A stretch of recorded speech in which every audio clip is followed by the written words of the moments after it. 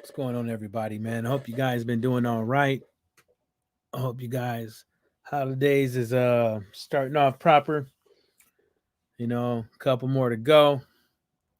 Wait for some of y'all to get in real quick. Check out the sound. Make sure we up and powered up. You know what I'm saying? Yeah, man. People been tripping on Twitter about a whole bunch of shit that don't matter. Just social media in general, really. But leave the motherfuckers alone, man. I ain't got no time to be arguing about somebody about some Diaz and fight or some motherfucking Devin Haney, and I ain't got no business. Hey, what y'all want to argue about something else. Fuck all that. That's how I put it. Yeah, there been some interesting things. Okay, cool. The sound is working. That's great. That's great. Wait for maybe one more person to get in. Just trying to slow it down before I get into all this. Before I start this off.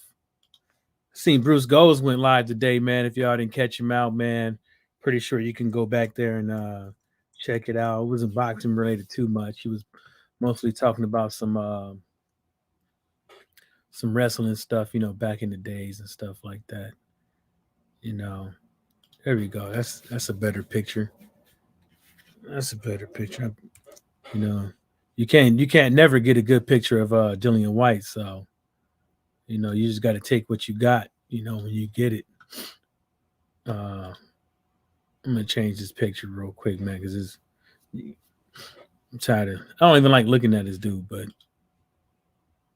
just for showmanship purposes, whatever you want to call it, put his ugly ass up there. And I guess the WBC got a.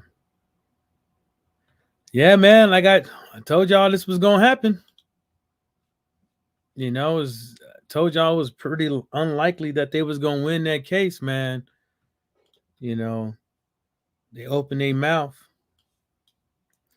You know, always. You know, well, but this is what they said so far. Out here in the news, uh, I guess somebody was sniffing around and found it on social media. Then tried to come out like they the motherfuckers who broke the news. You know how people do on social media. They don't want to say who it was from and stuff like that. Like they the source and shit. Um, yeah, but Mo and Tyrone, what's happening, man? What y'all up to? But I haven't read it yet. But I guess there's I guess WBC's website has a statement on this. So like always, I try not to be like some people and just feed you information and just be lying like a motherfucker. Uh, what up, Tyrone? What's going on? Yeah, talking about this madness. So they put out a small little statement. Damn, they didn't even have to say nothing. They just gave like a sentence. I only see one period. Yeah, it says WC hereby orders the start of the free negotiations period pursuant to the WBC rules and regulations for the mandatory bout between WBC World Heavyweight Champion Tyson Fury and mandatory challenger WBC interim World Champion Dillian Whyte. And I told you guys this shit was going to happen. There's no wiggle room around it. Um, remember when the WBC? I don't know if you guys remember. But the WBC pulled out of the some dumbass, lame ass motherfucking excuse and tried to say since Dillian Whyte and them have an ongoing court of arbitration in sports case that was still pending, they were not going to name Dillian Whyte the mandatory challenger, but they already did. Um, closed doors with Dillian Whyte, and then they reneged on that. And then they tried to hold out. So I'm thinking Dillian Whyte whooped their ass in court. What you think, Tyrone? Well, I said they were probably just trying to come to some sort of agreement or whatever that it wouldn't affect the fight from happening. Yeah, that's basically in a nutshell how you should say it. Well, that's probably how I should have put it the first time, because Hopefully he goes in there and gets the job done, unlike some people. yeah, well, he need. I don't like his training situation. Uh, you know, because nobody wrestles like Tyson Fury. So you fight with Tyson Fury, you got to be able to wrestle just as good as better than him, because he's gonna put them tits on you, literally. And that's celebrated in this day and age. Mm-hmm. What a shame. What a shame. I looked on the Ring magazine yesterday. He skeeked in on their top 10 pound for pound because Lopez got knocked out. Yeah. He lost. I mean, what a shame. What a real shame. I don't see why the need to, like I said, it's like, I don't care for heavyweights being on no pound for pound list, and I know that's why. I know they know that, but they have to do it to keep to get people to listen to them, because ain't nobody going to take them credible, and well, the certain fans out there, they want them to take them serious, so they put people on there like that, knowing damn well that there is no way that the way he boxes, if he moved down to whatever, he can outbox these guys. No chance. No chance. It's not even. You know, since you've known me, I've been saying for years, dude is trash. It's trash. Like, I don't think using your elbows, choking people, and hitting people in the back of the head purposely is boxing. I still don't think he hits hard either. No, he don't. Like I told folks, man, 100. You got somebody that heavy hitting you in the back of the head. I mean, look at that Dermot Chico fight. Look how many times he smacked dude upside the back of his head. It's like nobody said shit. Of course, nobody's going to say shit. The ref showing up didn't say shit. What, the Adamus Derevchenko fight? Yeah. Derevchenko gets in there. I'm like, no, these refs don't care. It's like, how many times have you seen, like a ref honestly do a good job on shots to the back of the head? None. None. And these are the times where WBC has made it their business to put out all these messages about safety in the sport, and health and wellness. And the reason why they won't let women go 3-minute rounds, 3-minute rounds for 12 rounds, is because they scared for safety concerns. But you don't see any of these refs around here, hit on the aspect of hitting people in the back of the head. And you see it all the time. You see people slapping people in the back of the head and nothing happens. Like literally. Like I saw it this weekend on multiple occasions. Nobody says nothing about that shit. It's just all up who you going up against. That's all it is. Basically. I mean, what do you think about this fight, though? What, this one? Mm-hmm. I think Dillian Whyte's going to lose, and the reason why I think he's going to lose is because he's not going to know how to wrestle, and he doesn't know how to wrestle. Can't go 6 rounds without being tired, and he doesn't have the offensive artillery. But I give you one thing that I give you 2 things that he has. He has an overhand right, and he goes to the body.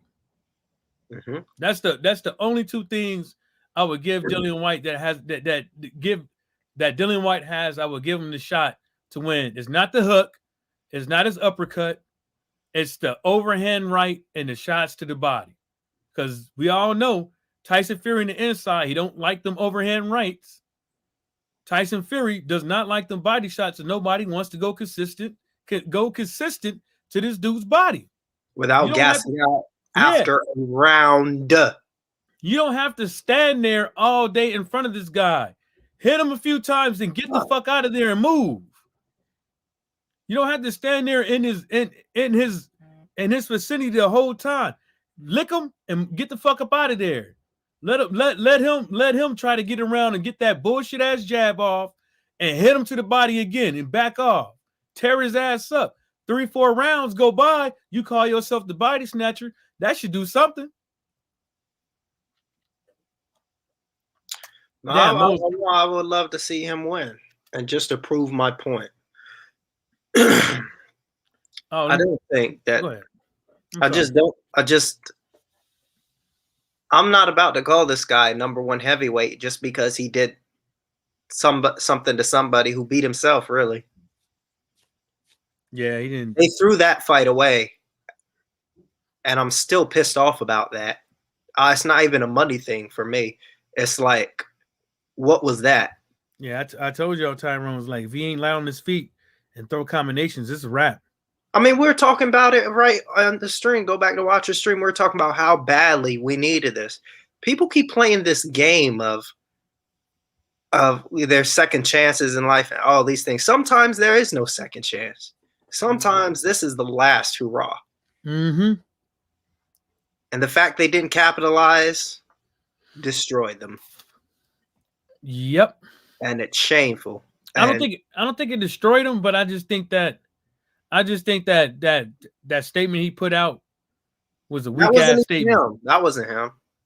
Who put that statement out talking about I accomplished everything that I had to accomplish, and I told my daughter this, and then if I never got in the ring again, I have other things to accomplish. Man, I ain't trying to hear that. That was him. I ain't trying to hear that weak ass shit. Yeah, I'm not trying to hear that either, because he don't owe it to nobody really. It is himself, right? But don't do the back and forth thing. Tyrone, what I'm saying is I don't want, like, it does not look right when this fat, slobby ass, lying ass motherfucker puts you in retirement. You can say whatever you want to. If you the last dude he fought, he put you in a retirement. I ain't trying to. That's some more. I don't think he will, but I just think that it just what he put. I don't think he will, but I know some people are going there like, oh, you talking bad about Wilder, blasphemy. Well, you know, what you gonna do about it? Nothing. I just think that it was weak, man. But is his? I mean, is his life and is his career, man? I can't do nothing about it, but I still want to see him in the ring. Of course, I want to see. I really don't even care about it anymore because he's had every opportunity. Is the problem? That's the issue. This is not flash in the pan. It's been 3 times with this dude. And the first 2 were like whatever, but now this was for all the marbles, and it's still come up short. Yeah. And the worst thing is not this. If he got boxed up, I wouldn't care because we already know that he's a better boxer than you. That's not a big deal. But what I can't comprehend is he came into your wheelhouse, and you said you had something waiting for him, and it just never produced. I think that's how a lot of people. I mean, that's the thing that I can't stand. Yeah, there was a lot of woofing. He came in your wheelhouse. He came in your house. Stood up to your right hand, and this is what happens. If he boxed you and got away from you, that's a totally different story. Or if he was a big puncher himself, that's another story. But he can't punch, and he still came in there. It just doesn't. It's not right, man. I don't know how they got those tactics wrong. We were promised so much. And a lot of people are too scared to say how they really feel. There are people who lost way more money than me. Mm-hmm. I already told you. I told you who lost three bands on this, and that's just one dude. Yeah, that's just one guy. I would have never done nothing like that. 3 bands. Shit. I mean, granted, it is gambling. It's his onus, but thing is, it's kind of like, imagine me buying a home and I'm being shown pictures of this home, everything else, right? Right. And then I go up and they said, no, that's not your house. It's the shitty one down the street. Ooh. That's fraud. Yeah. That's fraud. Yeah. For all the talk. And he wasn't in there with a Mayweather. Nah. He was in there with a really, really beatable guy. This guy has been on thin ice for so long; it's insane.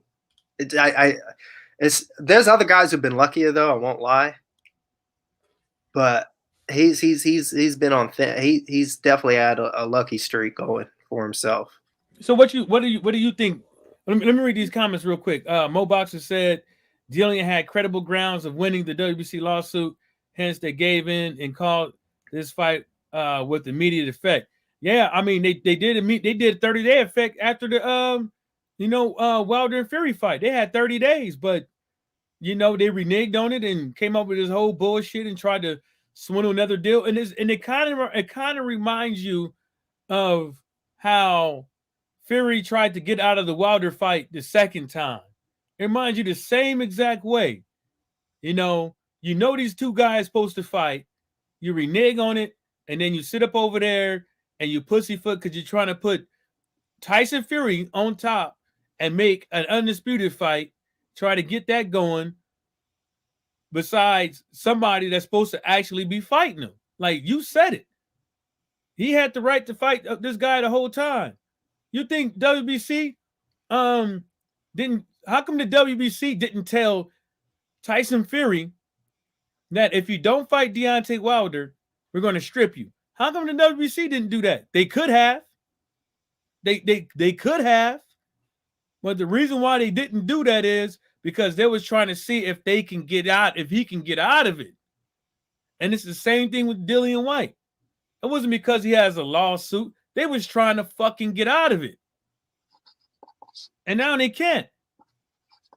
You can't say nothing in public. And also do a deal with Dillian Whyte in the back. And see, this is how I got this. This is straight from Dillian Whyte's court case to the one he's trying to get all that he was trying to get all the information from the WBC, Wilder and everybody else. It literally says in there, in a meeting that they had in closed doors, that this guy was supposed to get the winner. Was supposed to get the winner, and they're supposed to do this shit. They're supposed to go in negotiations and have shit popping in 30 days. The WBC, they don't see. This is the reason why I don't give a fuck about the belts. And I said this shit a long time ago. It's either the fight I want to see or it's not. They want all of us to get in on these belts, and that's the reason why WBC always comes out with these like fucking trinkety ass belts. They want you to believe in them, not believe in the fighters. The fighters are supposed to get up in there and make that belt mean something. Not the belt make the fighter mean something. If only he can grow like 4 inches overnight, he'd beat this dude. Oh my lord! Yeah, that reach is gonna be something. That's why he's probably gonna lose. I mean, Dillian Whyte isn't. He got some long ass arms. I don't even know if Dillian Whyte is taller than me. He's not 6'4". No, but Dillian Whyte is 6'4", 78 inch reach. I got a 77-inch reach. Damn, and you 6'4"? No, I'm 6'1". 6'4", 78 inch reach. Tyson Fury. Jesus, 6'9", they say. 83, I think. It has 83. Where's Box Rec at? There it is. Box Rec is saying 85.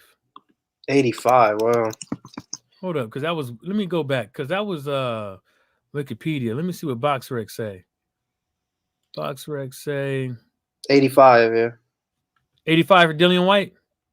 85 for Fury. Okay, let me see what Dillian Whyte. 78.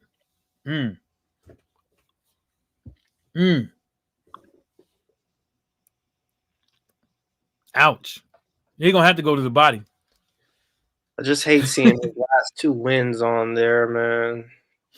Oh, I didn't even scroll that far. It's just it's hard to hate, dude. Because if Deontay had lost to Ortiz the first time, it wouldn't have been a big deal. Because I already could expect that. Ron Sportsman Lee's a fool. He said Dean says Dillian wrestles him every night. I mean, what you think about Wilder Ortiz won? I was talking to Watcher about this. I said first 4 rounds, Deontay looked out of his depth. I think he did just because, that's Ortiz what happens when you can't spar Joey Abel and Julius Ndongo. What are they thinking, dude? Ortiz is going on for way too long. Why they have to come to this? But it also is Ortiz's stance, though. But my main thing was not who we sparred, is what you get out of it. But you can't sit up over there shuffling back and forth, waiting on somebody to jump. He does this lean shit. He leans back because he's fought these short, fat guys for the first 20 or 30 fights. Have you seen that? This leaning shit. What is that? Why don't you just put your hands up? He put his hands up in the first fight. Very well, actually. Not very well, but pretty good. He's regressed. I don't know what's happened to him. He's gotten worse. That last performance was really bad. What did you think about it? You weren't impressed? Nah. I wasn't impressed. And I watched it back. You didn't even move when he dropped him. Because you felt it was all over after the first round. You could see it in the first round. It just looked bad. I didn't it's just normally what he does. But I told folks all the time, is like, he got to be loud on his feet and he got to move, man. He can't be waiting for these guys to jump on him. He got to get off before they do. Like, because all these heavyweights is thinking that, hey, if you jump on, that's what they say about a lot of these fighters. If you jump on them, you know what I'm saying? That takes away some of the pressure off of you and put them on defense mode. Just like Yard did the other day. He just got right out and he got right on him and knocked his ass out. I just text you what I think the problem is, Tyrone. Yeah, we've been begging, dude. I'm about to send you some things, man. Some corn. I'm gonna send you some stuff.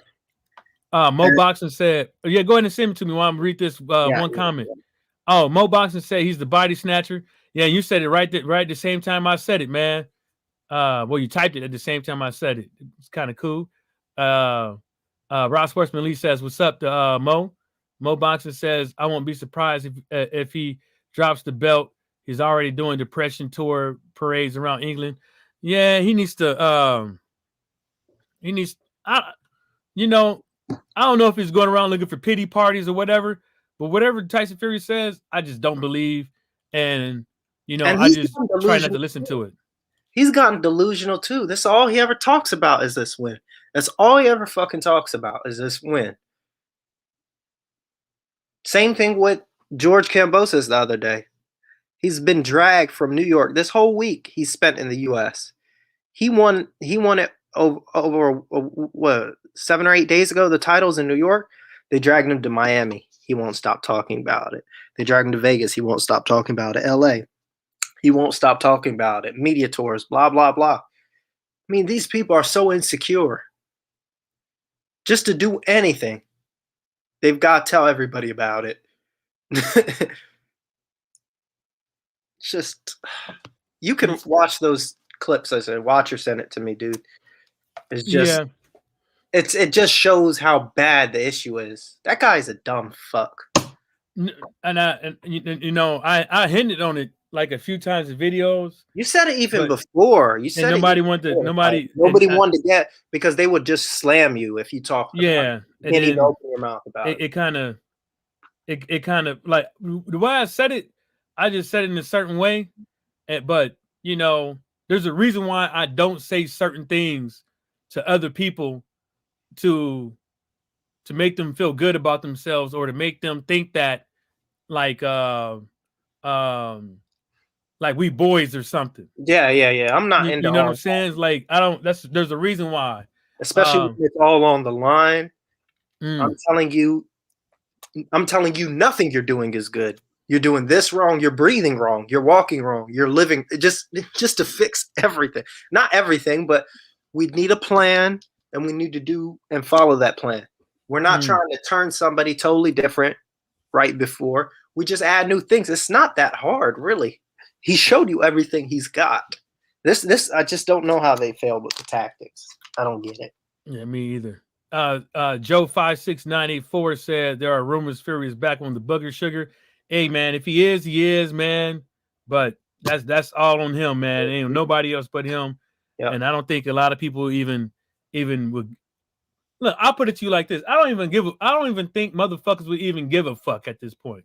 I don't think a lot of motherfuckers would even give a fuck if Tyson Fury walked up and just slapped a bitch like he Kovalev. No, they give a fuck. With it. He just gets away with it. That whole build-up, he was talking about how he wants Deontay's girl. He was talking about how he wants her to take her shirt off. The brother was talking about he'd like to have her and get in there, and he got away with it. Yeah, they don't care. They don't care. Like if Deontay Wilder, if somebody was to fucking go up there and really do something to somebody for talking about somebody's woman, right? It would be him. It'd be Deontay Wilder's fault. And nobody would try to stop anybody from saying shit like this, but somebody would try to stop Deontay Wilder for saying, "I want to catch a body in the ring."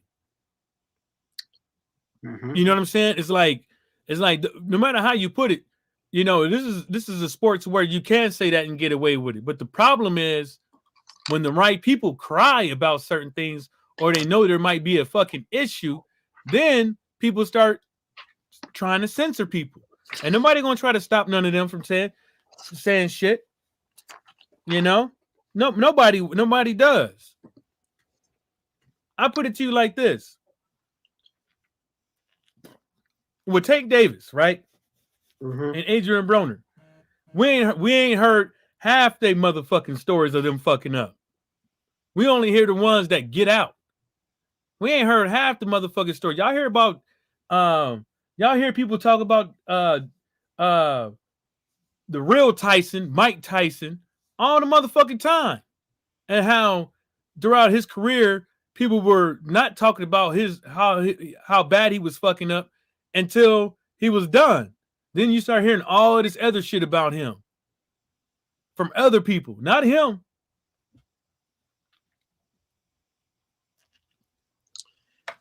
Yeah, dude.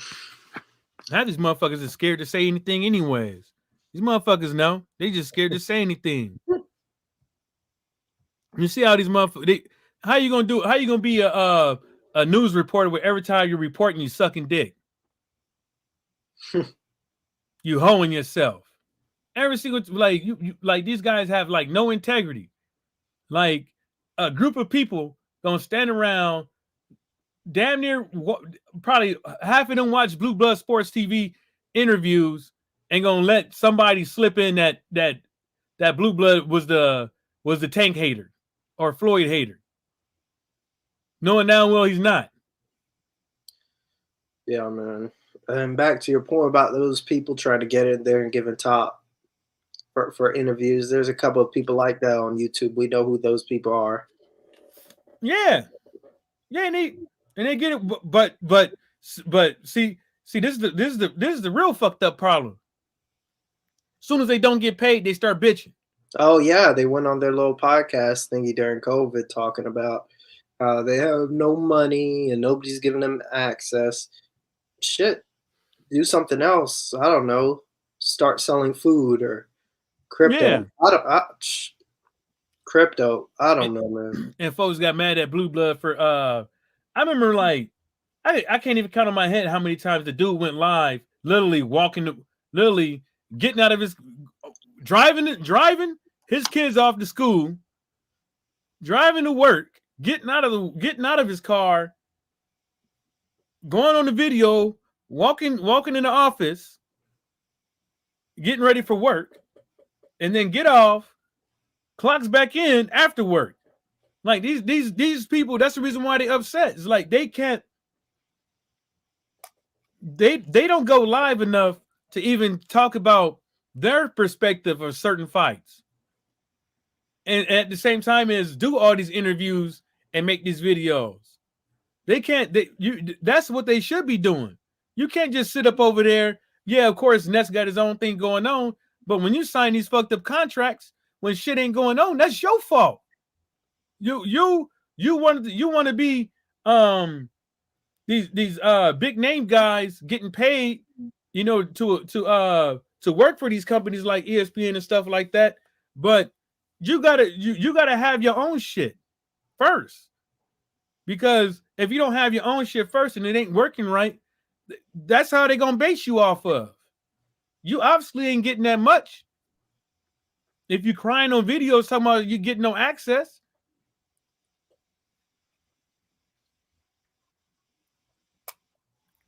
Oh, another thing I want to talk about. Y'all hear about Khabib, right? He got his own fight card coming up. I saw he got Rashad Evans in there. Yeah. I saw he got brought him out of retirement.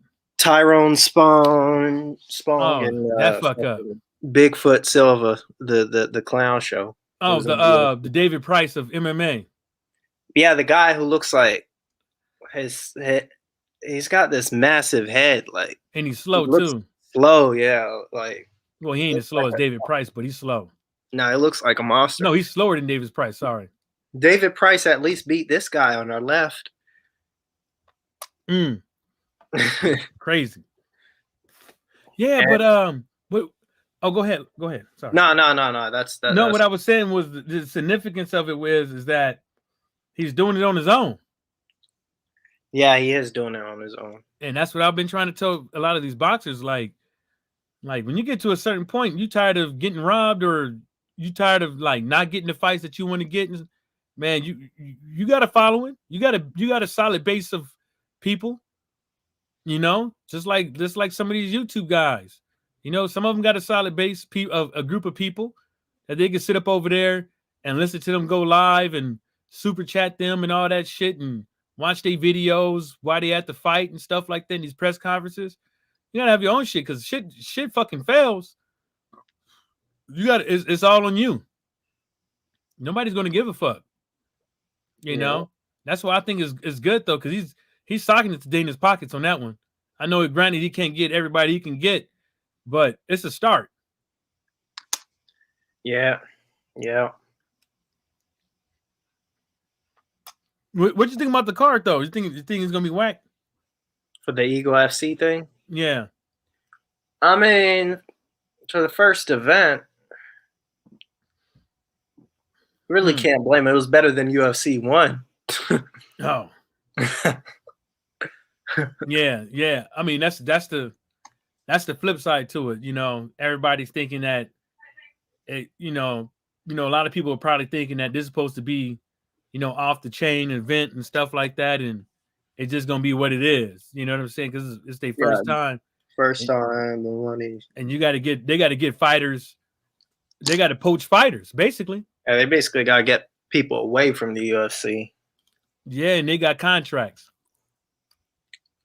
Mm-hmm. UFC is another thing. What did you think about the fight over the weekend? The fights over the weekend? I don't think it was Devin Haney's best performance, and I don't think it was Tank Davis' best performance. Only thing I think about with the Tank Davis fight is once he broke his hand in what was it, the 10th, how it really showed that he was just using the jab. Yeah, I think that was the most impressive thing. Also, Tank's ability to be quick on them feet like that, man, for 12 rounds. I think that was very impressive too. I think that in this fight, I think he showed more boxing ability than he did in all of his fights. But I don't think that was his best performance overall. No. And I don't, it could be because of Cruz or whatever, but maybe they got the game tactics wrong. Maybe he couldn't land clean as he wanted to. Maybe it was because in 6th round he broke his hand. I don't know, but it just, I give him his props, breaking his hand, finishing out the fight, and stuff like that. But all before the 6th, that was my opinion. That I didn't think that was his best performance. And my old lady was sitting there right next to me. She said, "Nah, he lost." So, Right. and I told her, I was like, hey, that's not how boxing work. I had to explain to her. But as soon as I got like one sentence in, she gave me that look like I ain't trying to hear that shit. Right. Right. Yeah, man. I agree with you. I thought both guys won like 8-4, something like that. I thought Haney got hit way too much. Mm-hmm. Way too much. I thought Diaz, he's probably been kicking himself. He probably was kicking himself early that morning, the next morning, thinking he could have done more. The punch stats were close. Punch stats were close in the Tank fight too, but kind of felt. Well, I saw. So I saw. They look. I know some people were saying like he was that Cruz wasn't landing no clean shots. He landed a lot of clean shots. Yeah, yeah. Like a lot of clean shots. It wasn't no just walk in the park and get up out of there. That's why I said them combinations, man, is a motherfucker. If you ain't throwing them, and standing by, and because that's what I was trying to say to my homie. I was like, look, man, like, boxing ain't just, about how many punches you throw. I know a lot of people out there, they put, effective punches, higher than any other, category when it comes to scoring the fight. But, I think activity has to play a role too. I mean, yeah, I think open scoring, like you've been saying, has to come into play, right? Open scoring, just like in basketball, it's like I mean, you can't, know if you hit a buzzer beater without having the score up or something like that, right? So open scoring would be good. They have to give the criteria. I think the criteria for scoring, like if certain judges want activity, those three judges got to come together before the fight. A day or 2 days before the fight, whatever it is. Say we're looking for this, and this. That's what we're going to be scoring off of.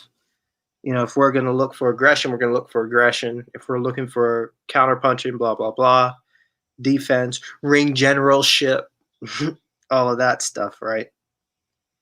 That's cool. But they just got to put it all together. Yeah. I mean, I'm gonna go with what 78 said. If Cruz would have done maybe a step or two more, and maybe showed um better. Maybe it's the defense side of it. Maybe it was the effective punches side of it. Maybe it was the effective aggression side of it.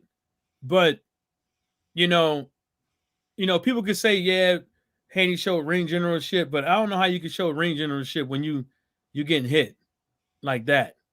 I mean, sorry, when Tank is getting hit like that.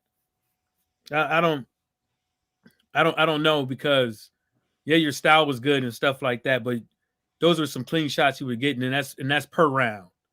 Whether or not it was to the body, whether or not you was in some instances, hell, you even turned your body and he hit you in them damn kidneys.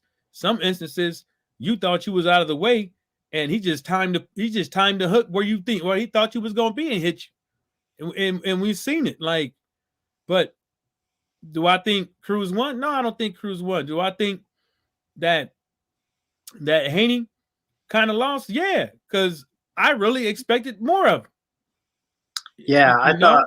Yeah, and it's not. I'm not saying it because of the scoring aspect of it. What I'm saying is I expected a better performance from that fight, and it just didn't happen. But it is what it is. But as far as Haney's part, but it is what it is. I mean, we're not going to see good performance out of everybody every night. Sometimes it's the styles of the guys, and that's how that goes. They fought again. I don't know how to go, but I'm pretty sure Haney and Tank will win.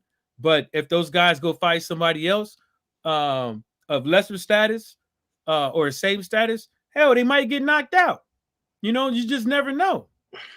Like the same thing, like I said about Kambosos. Like the dude didn't defend the title yet, and y'all over here, you know, jaw jabbing. Tio didn't defend the title, and y'all was, and there's a lot of people over there dick riding him. Yeah. And now they're gonna throw him away. All these guys who lose, they'll throw away. Yeah. Let me read this comment. Oh, Bruce goes. What's happening? What's going on, Bruce? Elms Tanner said open scoring will let opponents run after they know they have 7 rounds in the bag. Well, there's a flip side to that. Yeah, people have been running because you have rounds 1, 2, 3, 4, 5, and 6. You know, some fighters want to start the rounds off slow. Like that's how Loma lost, right? Started the fight slow, right? That's how he lost. If you know you lost this round, this round, this round, this round, this round, of course you're probably going to keep losing. You see what I'm saying? That's the reason why. Look at the Tank fight. Look how many judges scored the rounds for old boy, for Cruz. How many? I'll be right back. How many? I mean, there's a flip side to both sides. Watch what's happening. L foul player was happening. There's a Matt Mikey, what up? Stupid. There's a flip side to both of it. But what I'm saying is that the major side of it is cheating. Bad scoring. That's why I said it. Bad scoring. You could see what the hell is going on before the fight even ends. If it's the 6th round if it's the 5th round, right? Well, if it's the 4th or 5th round and you think you've been winning those rounds, and then the crowd think you've been winning those rounds, and then the commentator believes that you was winning those rounds, and then that shit happens 3-4 times in a row, people are going to start really saying shit, because that's how, see, it used to be. So Bruce goes, if I'm not mistaken, boxing used to show the scorecards after like the 6th or 7th round anyways, back in the days. That shit was already a part of established. Elms Tana Fury didn't want the Whyte fight after going through that war with Wilder. He probably didn't, but like I said, that, you know, the WBC can't sit up over there and open their mouth and then renege on it. And the only reason why I think they reneged on it, because the WBC didn't want Dillian Whyte to fight Tyson Fury.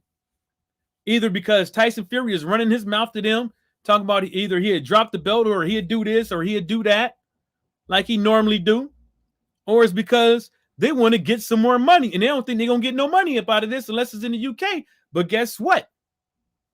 The overall picture is how many people is going to buy this fight worldwide. That's the overall picture. And they're not going to get it like that. Then just not.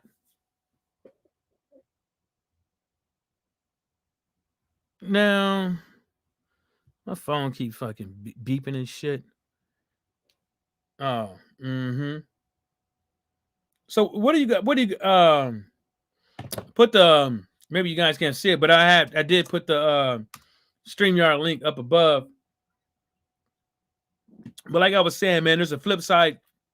There's a 2 sides to the story when it comes to open scoring. You know, either it's per round or after a certain amount of rounds. That, yeah, I see your point when you're saying that people can run around and coast, but people have been doing that already. You know, that's you know, hell, some people talking about something. He ran like a chicken, and people have been saying that shit already. So it's already been a thing. So when you go to the WBC's website, they have this document. You go to the WBC website, they have this document called WBC Round 4 and 8 Procedure. Now, this is off of their website. This is not something that I've made up, conjured, or anything like this. This is on their website. And on their website, It says, right? WBC's round 4 and 8 procedure. The WBC supervisor will receive 5 copies of the form for each round 4 and 8. Right? The local commission must be in agreement of the rule, and the supervisor shall explain the procedures to the commission in the charge. If it is extremely important that the ring announcer is aware of the procedure and near the supervisor. At the end of the round 4 and 8, the supervisor will need the assistance of a co-supervisor of someone from the local commission or promotion. If the arena or stadium has a billboard, it will be beneficial to arrange the announcement there as well. I didn't make this up. I didn't make it up. They been had stuff like this. They just ain't been doing it. And this is off of the WBC's website. And this was after 4 and 8. Now, why they pick 4 and 8? I would assume that would give wiggle room for people not to coast. You know? Or round 8 to start slugging it out. You know, that I mean, just showed you there, so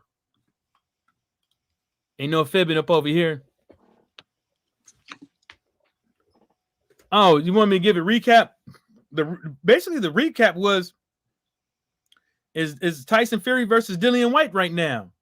And the recap basically was the WBC said that the winner of Deontay Wilder versus Tyson Fury has 30 days to negotiate with Dillian Whyte.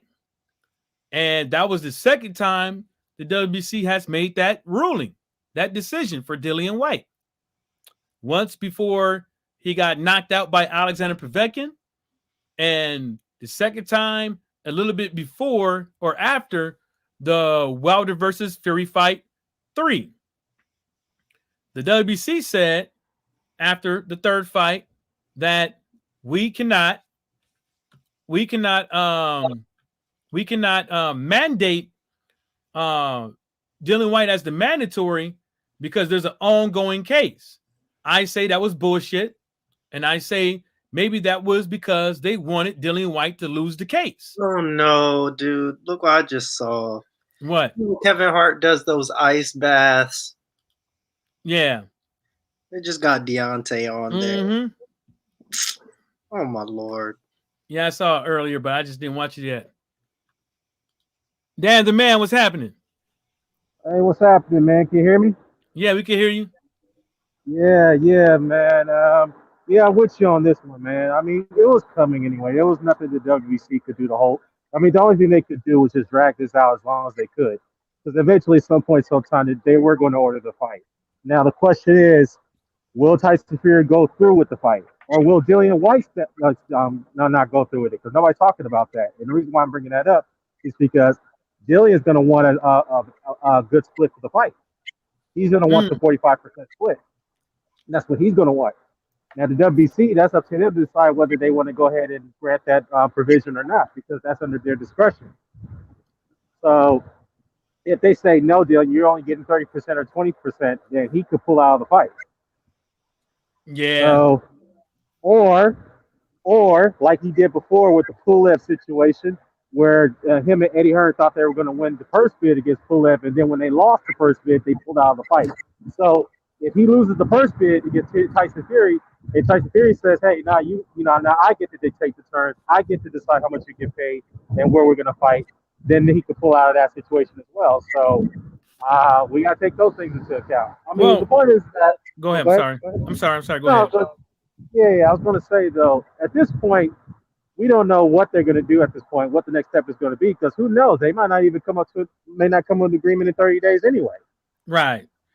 They might extend this and say, okay, we're going to extend the negotiation period for another 14 days, like they did with Povetkin and Joshua, or Joshua versus Usyk. So it could be the same scenario. So, like I said though, man, I'm not too. I want the fight to happen, but I wouldn't be too excited. Because knowing Tyson Fury, man, you know what they're going to try to do. They're going to probably go for the franchise status. Don't be surprised about that. Yeah, that too. Well, they can't do it now because they could do it now, but they can't do nothing with this part. My whole thing is when I said they did that thing twice for Dillian Whyte. Oh, this is the only time when I've seen on their website they didn't emphasize in that writing that or be stripped. See what I'm saying? Because they did it on this one that's on the screen. You know, it says in the event of the WBC World Champion fails to follow the WBC order, then the WBC shall determine that the WBC World Champion has automatically forfeited his title and immediately name Mr. Whyte as the WBC World Heavyweight Champion. That was before. This is what they ruled before Whyte got knocked out by Alexander Povetkin. But then when before they reneged on the when they said this again, they put in there whoever loses forfeit the belt. I mean, whoever doesn't get this fight popping within 30 days forfeits the belt. My main thing is, like you said, is the splits. Yeah, it's fucked up because if they go by purses wise, we would have all assumed that Dillian Whyte's purse has been well below Tyson Fury's because of Deontay Wilder. You know, and we might be looking at a 30%, 20%. But the thing about that is you can't call yourself the can man. You can't be going on here talking about some 365 days or 400 days or 600 days and going to the court of arbitration in sports and then going to the court in Florida trying to get information from the WBC for the court of arbitration in sport and then say you don't want to fight him because your purse ain't that much. You know what I'm saying? If they ordered this, it's a mandatory, right? It's a mandatory, right? So by their standards, technically this should be in that situation. But that would be off on Tyson Fury. And we know Tyson Fury already said some shit like that, and Bob Arum said it too. Right. Yeah, let me just say this, man. To me, it could be again. I think it's going to be a situation where Kathy, it's like a Sergey Kovalev and Donna Stevenson situation, where man, I'm not sure you guys remember back then 8 years ago. No, this is not that situation. That situation, Kovalev had pulled. Kathy Duval went in and asked to be the mandatory. They came in, they pulled out. Yeah, that's my point. That was my point. What I'm saying is that Hearn and Dillian Whyte were pushing this mandatory argument for years now, right? But what if they? I think it could be a possibility. Their plan is to hope that Fury gets stripped or he vacates the belt. If he doesn't do that and they end up going through a purse bid, don't be surprised if they pulled out like they did with the Pulev situation. They could do that. That's what I'm saying, though. Take that into account because these guys are going to want terms their way. Why do you think they're coming out there arguing about a 45% split? And why did Eddie Hearn go out? And nobody talked about this either. He's eager to take this to purse bid. Why is he so eager to take this to purse bid? Because that's the only way he can get control. He can get that money. Yeah, that's what I'm saying though. They think they can win the purse bid. That's what that's what they believe. But what if they get outbid like they did with the Pulev situation? They're gonna get pulled. They're gonna pull out. Oh yeah, because we're not supposed to be in Bulgaria. Yeah, it was a mix of things. Epic put a purse bid. They won it, and they didn't even have the money in its entirety. So, that's follow through after their down payment, and then that was part of it. But they pulled out before that even got to that point. Because Dillian wasn't going to go to Bulgaria. He wasn't going to go. Not Dillian. I'm talking about afterwards. Like Epic. They put a down payment and then they couldn't follow through, so it went back to Sauerland and ended in Bulgaria. It was actually supposed to be. They were trying to do something in Jersey or something like that, and it just didn't pan out. I mean, I'm not trying to go over there either. Shit. No, hell nah. Yeah, because we saw. Remember that video with when Eubank was like, no, this is no good. It's like, how we going? Where's the security? He's like, nah, we can't have this here. When they try to have that press conference or the fight at that bar, and he was like, hell nah. He was like, nah, man. It's like if anything was to happen, y'all, and people could come from anywhere. Oh, for the WBSS. I think it Yeah, would. when he fought Yildirim. Yeah, when he fought Yildirim. Yeah, but he fought him in Turkey though. He did. He fought him in his hometown and in his home country and knocked him out. He stopped him badly. So he eventually did it. He went through with it. I get what you're saying, but at the same time, if you have full confidence that you can beat a fighter, and you feel that he's not to your level, then you should have no problem taking the fight wherever it is staged. I just I'm gonna go ahead. I'm just gonna read this comment. T said Dillian will fight regardless. He said Whyte is coming to war. Says as long as the rematch, if Whyte wins, he becomes the A side. Dillian will fight. Big Dillian Whyte. Only thing I would say is Dillian Whyte really ain't came war. He came for war, but he didn't have the ammunition. He didn't have the air support. You know, he didn't have the logistics to get resupplies. He didn't have medic support. He didn't have the correct comms in his last like 5 fights. Like the dude, he gets tired in the 6th round every single time. Yeah, his gas tank is a suspect, and I think Dillian's punch resistance is pretty much is not.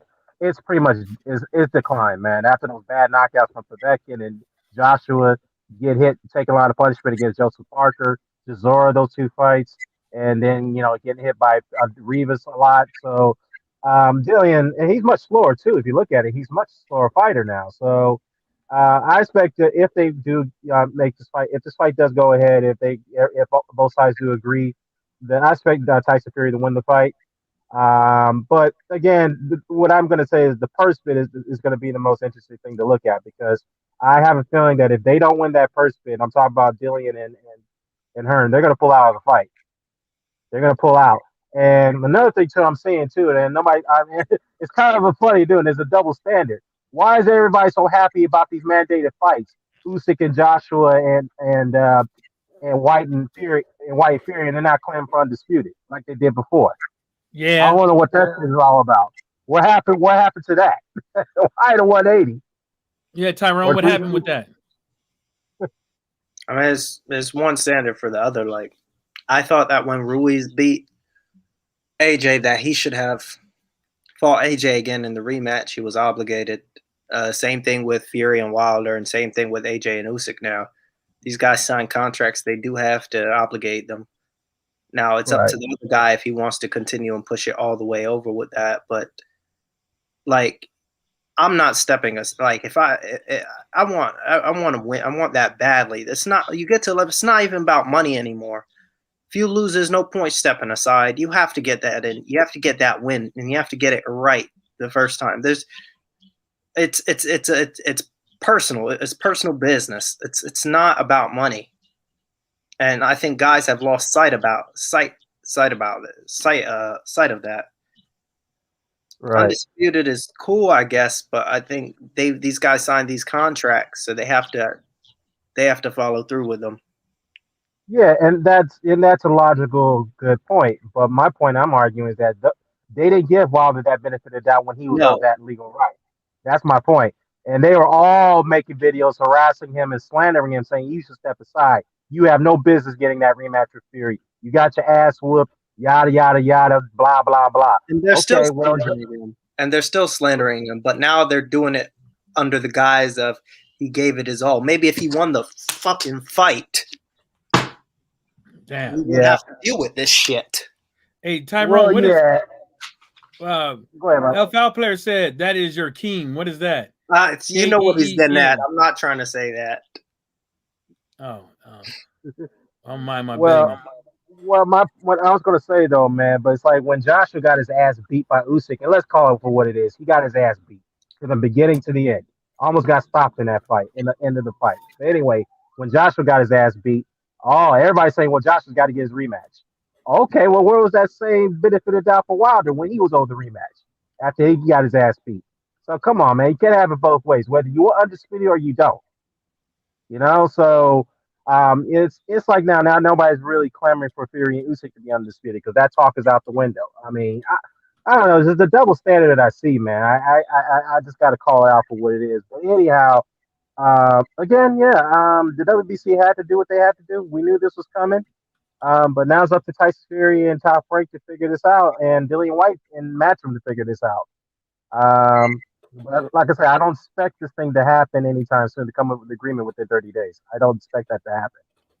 Yeah, because I don't either. And that's a and when they said it the first time, that 30-day mark, that 30-day thing, I'm like, that's a lot of things in 30 days, like to Yeah, cover, like, a lot yeah, of these spots. Well, old school art, what's happening, man? Long time no see. And there's a lot of things that need to be, COVID could change yeah, overnight, the right, restrictions, and you want to do it in Saudi Arabia, any tensions over there could yeah, change overnight. You know what I'm yeah, saying? Like, yeah. Yeah, man. Yeah, I see what you're saying. Kind of like the we got Golovkin beer. and yeah, go ahead. Yeah, kind of like Golovkin and the Murata situation. When you saw what happened to that, now Golovkin doesn't have a fight. What's he gonna do? They're I mean, he's pushing it got back to. to Oh, January. oh, January. Yeah, Okay. they're pushing back. But All look, right. look, look here in the comment section, right? Wilder's a Mhm. Dawser Lowell. You're gonna have haters Ah, win or lose, but I'd rather have them if I win because sometimes in this life there you've got one shot and you've yeah. got to grab that. Otherwise, it's Right. game over. Yeah, I And agree there's with so that. many people telling people in this day and age that it's okay. You have tomorrow, you have next time when it's not the case at all. And I think that was one of the big issues we had. I think I talked to you about this fight. I know you picked Fury to win the fight.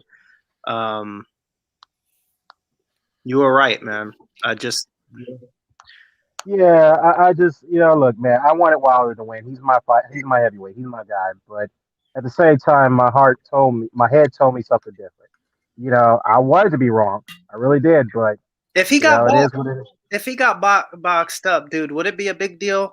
No, because we already know what it is. He's in there with Right. a guy who has more skill. But for him to come into your wheelhouse and he can't punch anyway, and to do you up like that, Yeah, you know what though? unbelievable. I think Wilder. Obviously, we can agree that Wilder fought a better fight than he did the first two. Maybe Nah, obviously he better than fought the a better second fight. fight the first time. He's gotten Right. worse. He's gotten worse. Well, that's true. That's true. Because he was more conditioned for that fight. He was a lot lighter, obviously. Not That's just why I was that. worried about. Did he hold Yeah. his hands up in the first fight? All the time. Did he Yeah. hold his hands up Yeah. in the third fight? Probably once or twice. Not even. Well, I he was moving his head a lot more in that first fight too. He was moving his head a lot. So why he was wasn't he doing doing it much in the better in the second? first. I don't know. You and me both. I have no idea what happened. Yeah. And I'm saying if he was fighting like that, they wouldn't be coming in with this. I'm gonna go and bring him to him. Bullshit. They would tap him up and box him up and win an easy decision, which is cool. That's just what Right. it is. Nobody's gonna be upset about that. We already know the skill level. But Right. to come into your place where you've got the advantage come on the inside, I'm not saying he's Yeah. a good inside fighter, but I'm saying you'd have that long thing waiting for him, right? He's basically Right. coming in there to get touched with it and still go out like that. Where's the accountability?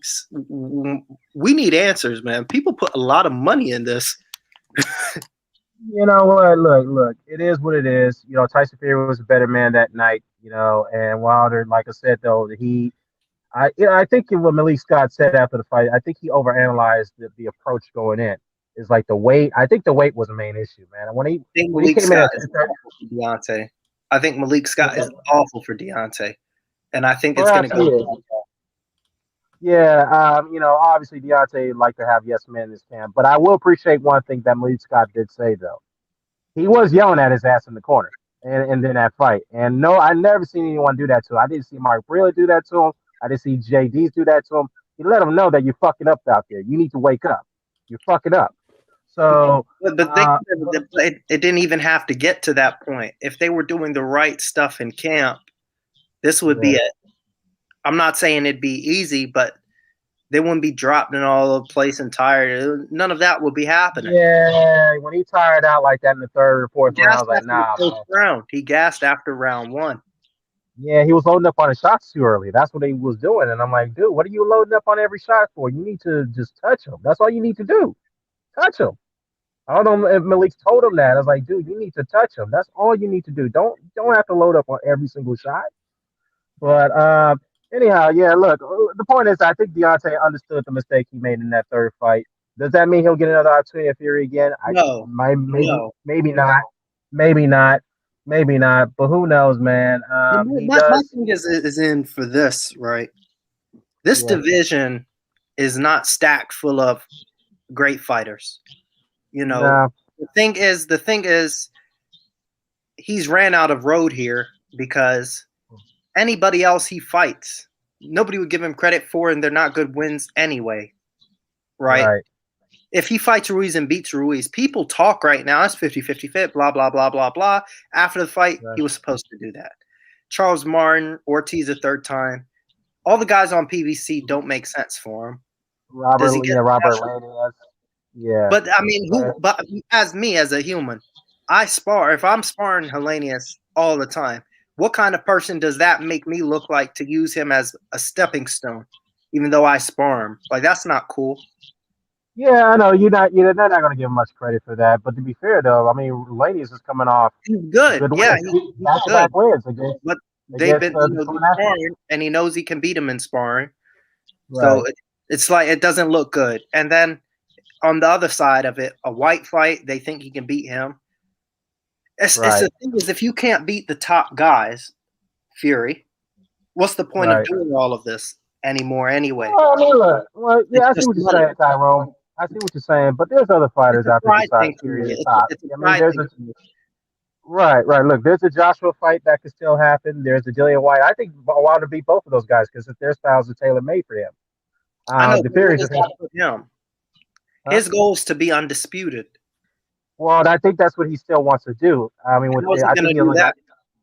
Yeah, that's the thing, though. He doesn't have much time left. So, He doesn't have time. He's ran out of road. He's had every opportunity with this guy on our left here, and it's just it's really left us all in a rut. I really believe that he was going to win this third fight. I thought he looked off in the fight, and I thought, with the simple adjustments and him coming in healthy, he should be able to win the fight. And it doesn't look like that at all. He looked even worse at times than he even did in the second fight, and he looked really, really bad in the second fight.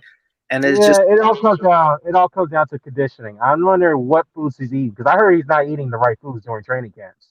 I think that's another thing too. I think somebody should have told him, dude, you can't be eating all this greasy shit all the time. I understand you're heavyweight. You don't have to make weight. I get all that, but you still have to come in good condition. It ain't all about, huh? I'm sorry. Wilder. No, he has a nutritionist.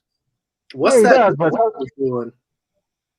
No, you don't. I don't think anybody would hire a nutritionist and not use those techniques. I wouldn't. I would assume anybody would like. No, but his nutritionist is Mike Scott, Malik Scott's brother. But alfalfa, it doesn't matter. If a nutrition is a nutrition. They know what they're doing. If they know what they're doing or not, and you can tell if they know what they're doing or not. They don't know what they're doing. No, I'm not going to insinuate that because there's nowhere to check that. We can sit up over here and say this and say that, but we can't say that for a fact. But what we can say is for a fact is that the game plan wasn't executed, or there wasn't the game plan wasn't right. What was the game plan? Somebody let me in on all of this because we were told several things by Malik Scott, right? We were told this. We were told there's no way he can miss. There's no way we can miss. It's impossible to miss. Deontay is a 5-dimensional fighter. Surgical ways, sexy feints, this mega game plan that it was going to happen so quickly. I mean, what point does this constitute fraud? He wasn't in there with Jesus. I say it all the time. I don't know what's so difficult about this fight. The only issue would be if this guy gets on his toes and box. You can't help that because this guy is more skilled. But the fact that he's bringing it to you, it makes it easier for you when you can't capitalize. What are we doing? We need a team meeting, or we need to just quit or get up and quit. Something drastic needs to happen. I'm so tired of sweeping this stuff under the rug. You know what? I think what it is too. I think the things were going okay in the first round, other than them loading up for shots. I think what happened was mentally when he got caught in that end of that round, that all went out the window. I think Wilder panicked in that situation. I think he did. He said, But "You know what? Fuck it." he looked the I got same. He even with in the first round, I thought he looked the same. All this stuff that they said they were doing, I didn't see. I don't know what they were doing, to be honest. They just told us about how great it was going to be, and it just backfired. And they want us to continue the support. I like Yeah, look, but I just what I don't understand is because if I were to fail at something I'm doing, I'd be absolutely crushed by people around me. They tell me what it is.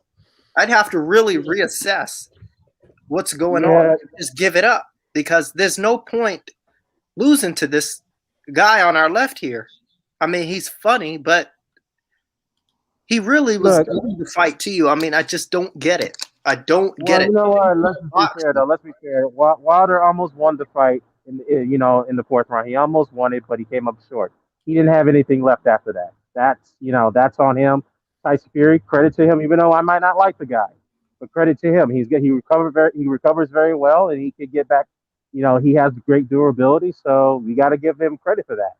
So, But my you know, what we were told in the build-up. I don't know if you saw all the videos or not. yeah, yeah, I get it. I get it. I get And it. the But interviews and all that, but we were built. I mean, if I went to you and said, "Hey, listen, man, I've got a new car outside. Give me $10,000. It's brand new. I mean, I got a Lamborghini on the Jeep. Give me 10,000. You give me 10,000. I give you a Honda Accord. You're gonna take me. You're gonna take me to court." Yeah, and Tyrone, I get you, man. But there's a saying: it's easier said than done. And what I mean by that is that once you get in that ring, and Mike Tyson said it best: everyone has a game plan until they get hit or they can't get things their way. Because Joshua, I'll give Anthony Joshua for example. Many times leading up to the Usyk fight, he said he's going to go in there, he's going to punish the guy, he's going to knock him out, he's going to stretch him. And what did Joshua do? But he didn't bet his life on it. He didn't. These guys didn't bet their lives on it. I mean, they were coming out with some really big stuff. You know, you would think they're moving mountains. Like, Yeah. Well, I mean, like my point is that somebody could say one thing, but once they get in the ring and they realize who they're up against, they be like, "Oh shit, this is not what I expected. What do I do?" yeah, for So sure. Like, yeah, can we get an apology or something? Yeah. Like, Yeah, I mean, I get it. I think you'd be expecting more adjustments, but my point is that I think we could have gotten that if Wilder's kept his composure. But as soon as he got hit in that first round, he just went back to his old ways. He's like, "Fuck this! I'm gonna just go ahead and try to fight this guy the way I can fight him. I don't think I'm getting his respect by how I'm trying to fight him in the first round." I think that's how he felt mentally, and that's why he resorted to the tactics that he did after that. Again, that's on him. Malik Scott should have told him, "Say, hey man, you got hit. That's fine. You still won the round. Keep doing what you're doing. Don't worry about that. You took it very well. Don't worry about it." But again, he worried. That's on him. Not credit to Fury. He did what he had to do, but at the same time, Deontay definitely made a lot of mistakes that night, and that's on him. He's gonna have to live with.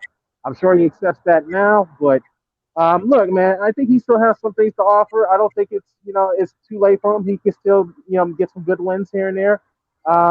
Hopefully, he will get the Dillian Whyte fight and the Joshua fight.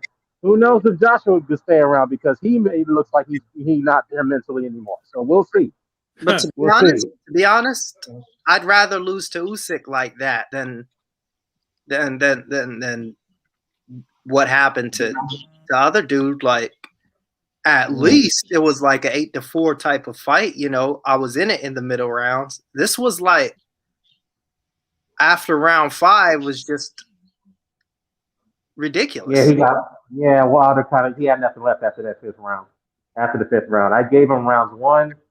I gave him round 1, 4, and 5. 4 and 5. Yeah, that's exactly my score. He was up. He was up in that fight too. But after that fifth round, he didn't have anything left. He was gone. He had nothing left. Yeah, let me read some of these comments. Out of steam after round 1, to be honest with you. Let me read some of these comments real quick. Old School Art said the damage to Wilder's ear in the second fight is why he needs to retire. I don't think so. Vinny Paz broke his neck and came back. Yeah. Limitless Football Academy said, I mean, Wilder doesn't have a great skill set. He had the incredible knockout power. Yeah, that's your opinion. William Old School Art said, first right hand Fury threw to that ear. Wilder had no balance and his equilibrium was gone. It's the same downward stroke that he throws. Like, it is what it is. The leaning back shit. I was just talking to that Mike about that. What do you think about that? Hold on. Let me read these comments. Let me read the rest of them. Limitless Football Academy says heavyweights shouldn't be scared to lose fights. We need lions in the ring and good fights. I mean, nobody wants to take an L. Nobody wants in this day and age, nobody wants to lose. Yeah, everybody want to win. I mean, nobody goes into a fight wanting to lose. Watcher said, this is so like I can't be asked. Limitless Football Academy said, Wilder is a one-trick pony guy.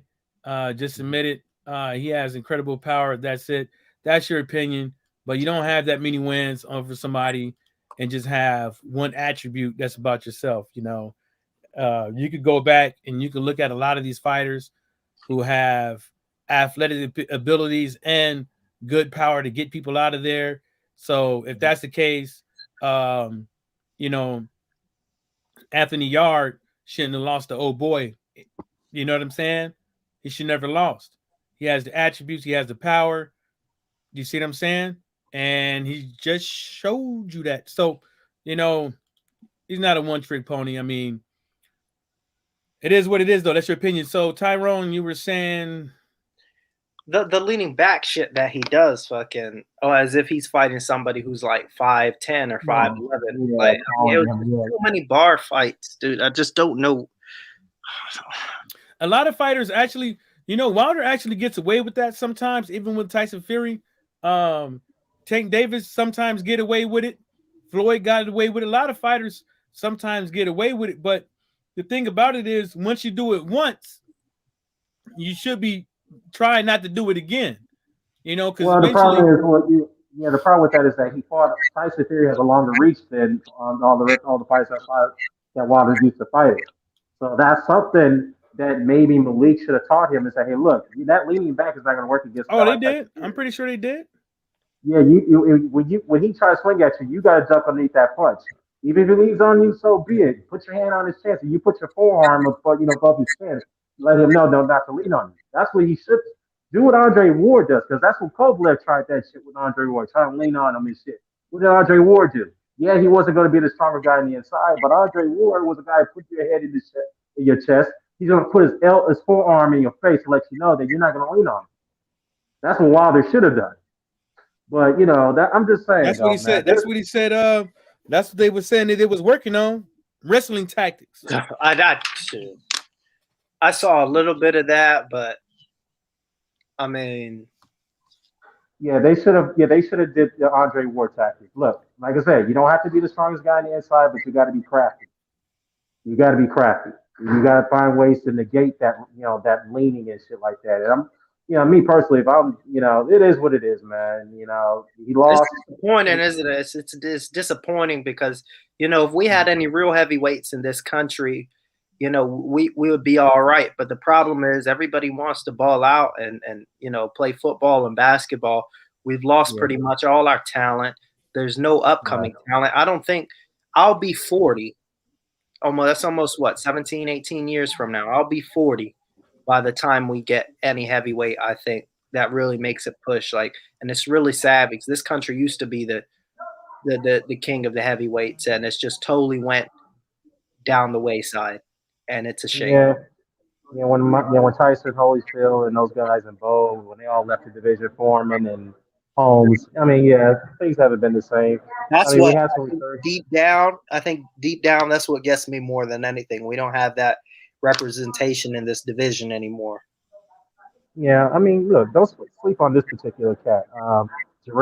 Jared Big Baby Anderson. So, I think he could come. I think he'll be a champion someday.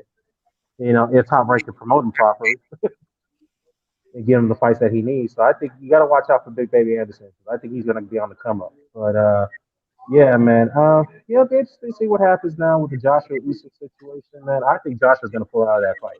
What are your guys' thoughts on that? With, I, th- I do. I think he's looking for a way out with step Yeah, aside and everything. Once you already start talking about it, that's where your mind is headed. So right. what was I the don't Yeah, like it. I don't like it. what was the yeah. Me question? personally, I think it's a smoke screen for Joshua. They talking about step aside. I think they're gonna pull out. Because the reason why I'm saying that they're gonna pull out is because Hearn didn't want this fight for them to begin with. That's number one. Number two, it's been what 3 months since that fight happened, and we haven't gotten the rematch announcement yet. So Yeah, yeah, I think it's a smoke screen. yeah, and that's the sad part about it is like, you know, um, and Edward Hearn is one of those, one more day dudes. You know what I'm saying? Right. He's the uh the P Diddy of the boxing scene, and he doesn't. He's I'll put it to you like this: if they was working on something, there's no way he'd keep his mouth shut about it. You know what I'm saying? And we don't hear nothing. We hear about everybody else's business that ain't his. We hear about his business. You know what I'm saying? We hear Right. about the sun and the moon from this dude, but nothing with this. Nobody in their right mind fighting for greatness should be like, I'm going to stake aside money. You either test your might, or you want to be a boxer, you want to be a champion, or you don't. I can see if it was Right. like some last minute shit and somebody tried to, jump up on you while you was, vulnerable and stuff like that. But this ain't Right. the case. You have time to either get your Navy SEAL psychologist on, um, or you have time to stay in the gym and stuff like that, or your work on your American blackness culture or whatever. But Right. this ain't the time to be sitting up over here telling your fans or insinuating to your fans that you ain't willing to be a champion no more.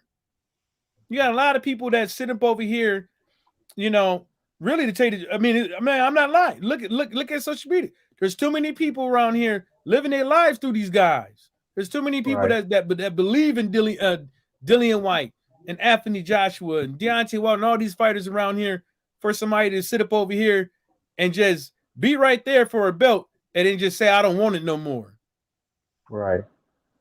Yeah, yeah, I get it, man. I mean, times is definitely not the same way it used to be back in the day, and the millennial era of boxing, man. So yeah, I mean, look, it's not a bad era. I would say that it's not as bad as the Klitschko's.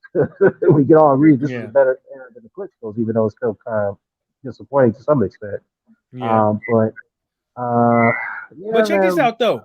Like, Mhm. like why would a boxer why would they be going that way unless he wasn't scared? Yeah. Hey, hold on for a second, Mike. You guys go ahead, man. Hold on for a second, okay? Okay. You guys go ahead. Yeah, I mean, it just sounds like you're scared. Don't it, Tyrone? Yeah, it does.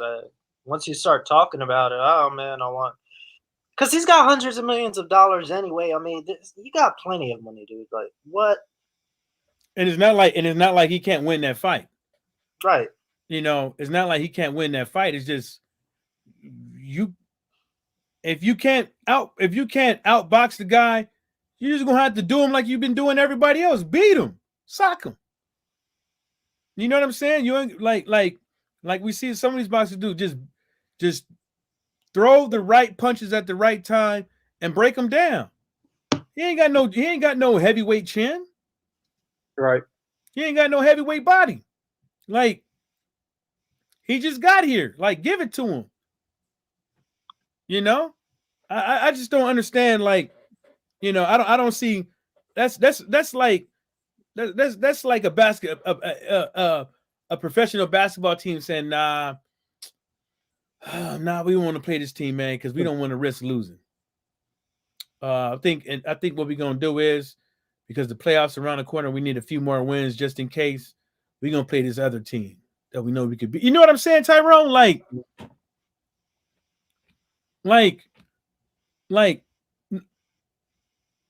at this point in Anthony Joshua's career, he's damn near the symbol in the face of boxing when it comes to the UK, regardless of his losses, regardless of him not being the champion or not.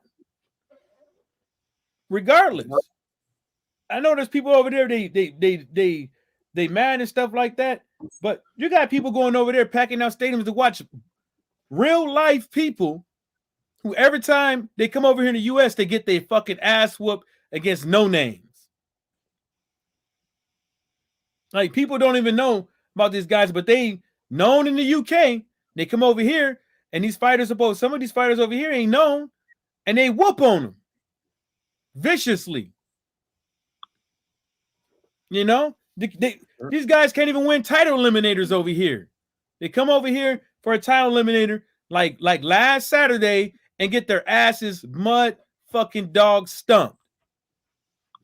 Yep. We seen it. What was the dude named the UK dude that lost this weekend?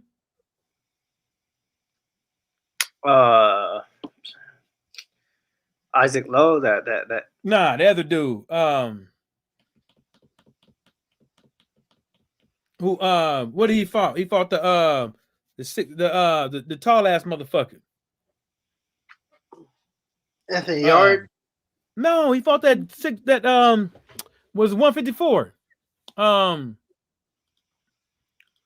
Mexican dude. Yeah. Garcia. Who was it? Fundora versus Garcia. Nah, it wasn't him. It wasn't that fight then. What fight was it? Some UK dude, man. He was piecing that motherfucker up too, but he just couldn't. He couldn't just, win within the parameters of boxing. Damn, I forget it. But anyways, like I was saying, so the Anderson guy, right? What you think about him, man? I think he's all right, but I'm a bit worried he might get hit too much. His defense has some to be desired. Yeah, I didn't think too much of his defense. Really don't like the shoulder roll thing that he be doing. It works, but it's not consistent enough, because those are some pretty good shots he's been taking. But he's been getting away with them, man. So that's another thing. He's been getting away with them. And I think that as of right now, I don't think he has no big. I wouldn't put him in there with Dillian Whyte right now. I wouldn't. It'd be a good fight to watch, but I don't. That defense, man, it's open for overhand right. Right. It's open for overhand right, and I like his hand speed. His hand speed and his movement around the ring. But it's just that one little thing, man. It's just that throwing your shoulder out there and trying to block punches and hide your chin. It's not always going to work, man. Ask Mayweather. But he was at least good enough to hide a lot of that shit. What else? What was name one of them heavyweight fights that happened this weekend? I'm not sure. I don't remember. Well, Lucas Brown won, which is I was surprised. I thought he was gonna get knocked the fuck out. I'm glad that Kambosos is now the should be the king of Down and Under now. Hope they treating him like so, because I've been saying for a while, ain't no way in hell Lucas Brown is the only one. I know there's some guys up out of there, but I don't think they from Australia. I just think they just live there. You know what I'm saying? Right. Like I said earlier, and like Dan the Man said, that's the reason why I always say I don't care about these undisputed matches and these unifications and all this stuff, man, because there's been too much stuff going on. So I just want the fights that I want to see. He said something on the lines of this whole undisputed thing and why nobody's really clamoring for that now, which is absolutely the truth. Nope, they're not. The only people that is these promoters, and I want to say the WBC as well, because the WBC they could have ordered this fight right here on your screen anytime they wanted to. They could have ordered Tyson Fury to get stripped or fight Deontay Wilder if they wanted to, but they didn't. The first people that Deontay Wilder had to step to was Tyson Fury's team. The second people was the WBC, and the WBC was reluctant to do anything about it.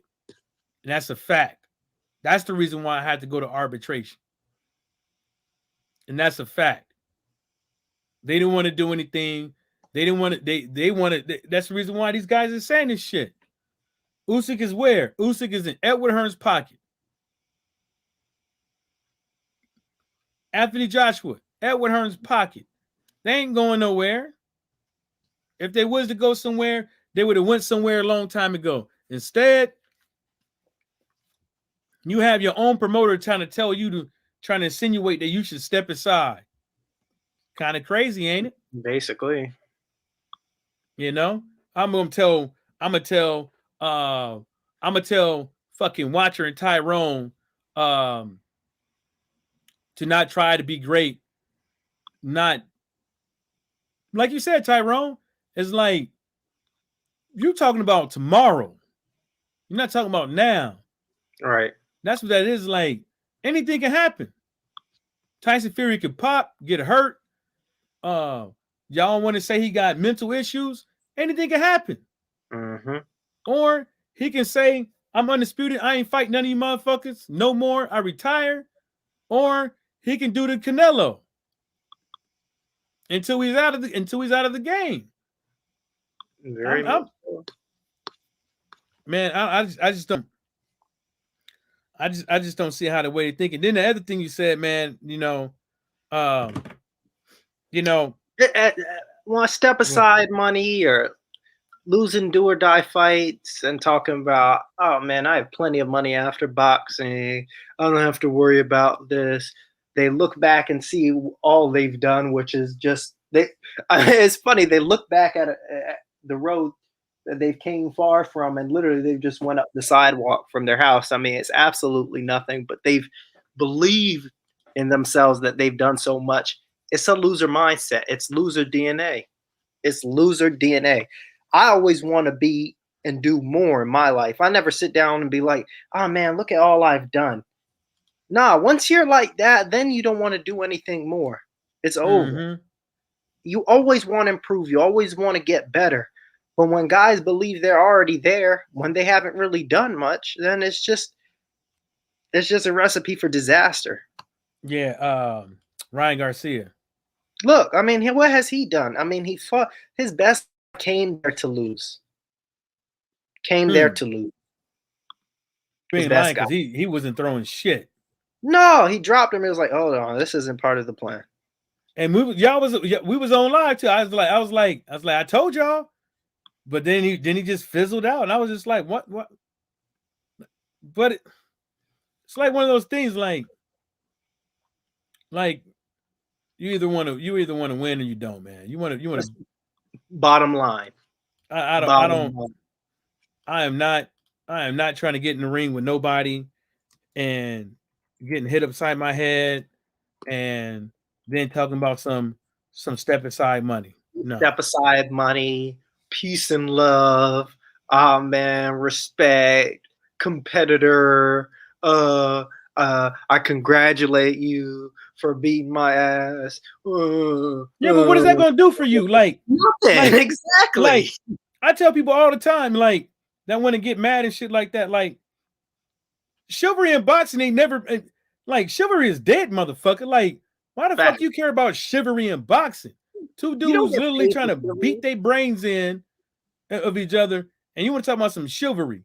Like, you more care about a fighter getting in the ring after the fight, shaking hands and kissing each other than getting on these sanctioned bodies, these judges, these commissions to do the right thing, which is it's ridiculous. Like, we up over here. No, I'm not gonna say that. People up over here getting raped every Saturday, Thursday, Friday, and Saturday when it comes to boxing with the type of fights that go on. But you know what? This is the unemployment channel, but What on earth? Well, you who's ain't gonna this? ever be around here. Yeah. You just got Unemployed. fired. How you get fired from the unemployment channel? But anyways, when I see that type, I'm just like, it makes no sense to me. Like there is no need for all this to be happening. What's all this? What? The new media Detroit, Neil Diamond. Is this guy from the UK or something? Yeah. I don't know. He got to be from Detroit. That's why he has all these channels. He loaded them up before he came. Because I just yeah. And what do you do if you think we're unemployed? What do you do? Yeah. And then he come over here and say answer. I don't know. You better say something cool, man, because we ain't on that bullshit. He got a lot of time. But anyways, like that's what I'm trying to say is like there is no need for Dillian Whyte.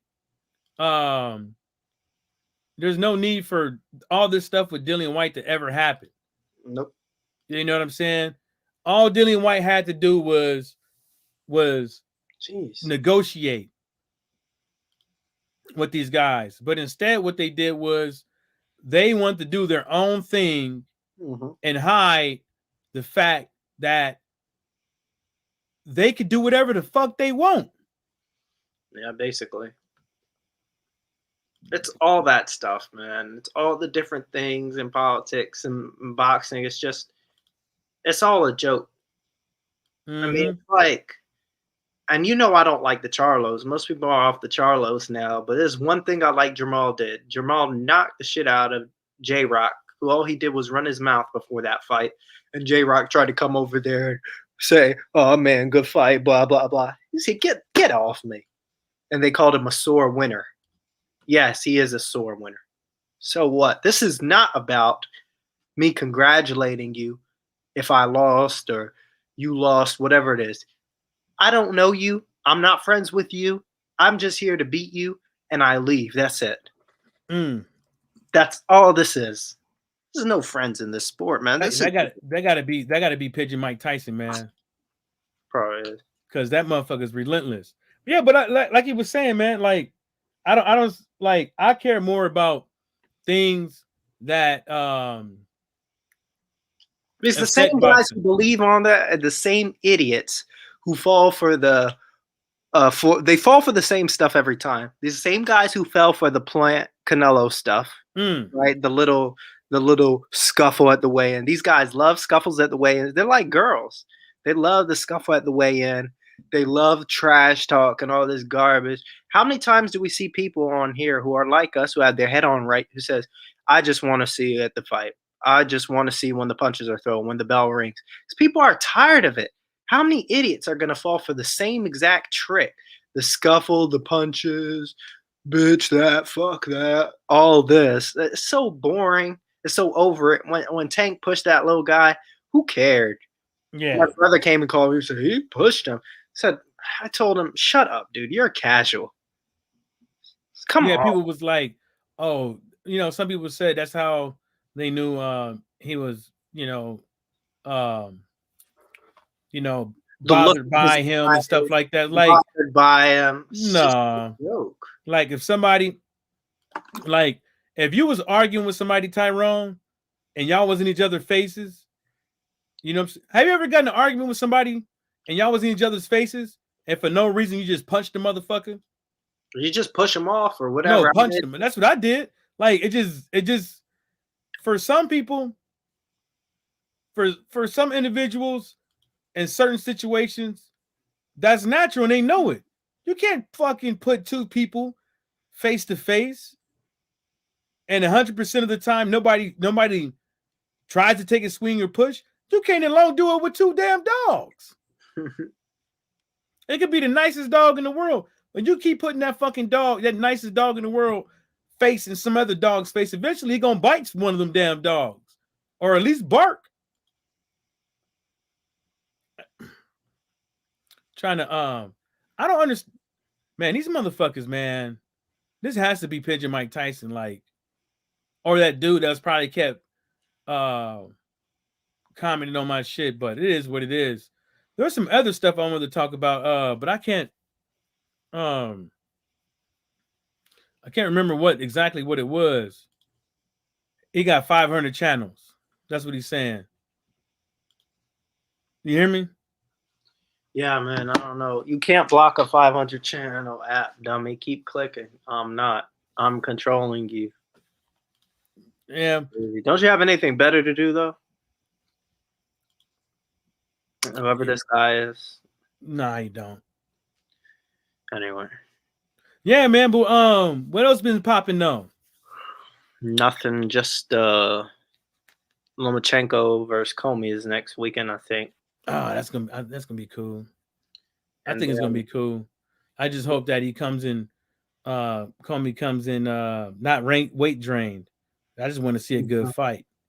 You know, I think think Lomachenko is the second best fighter in that weight class, to be honest with you.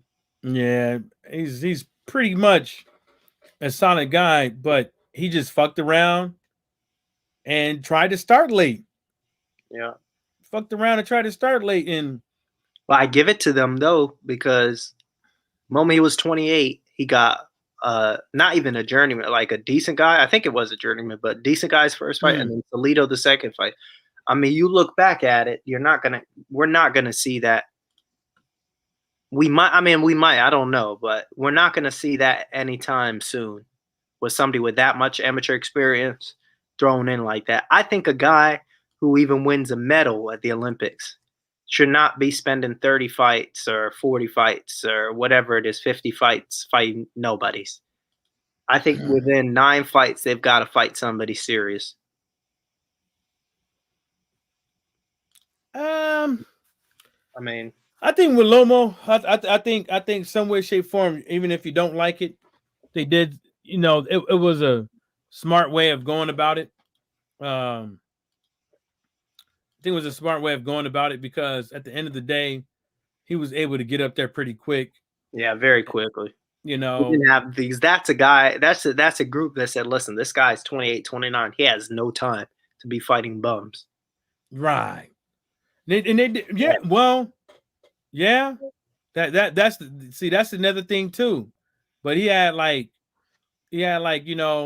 WBC and a whole bunch of people, he didn't WBC.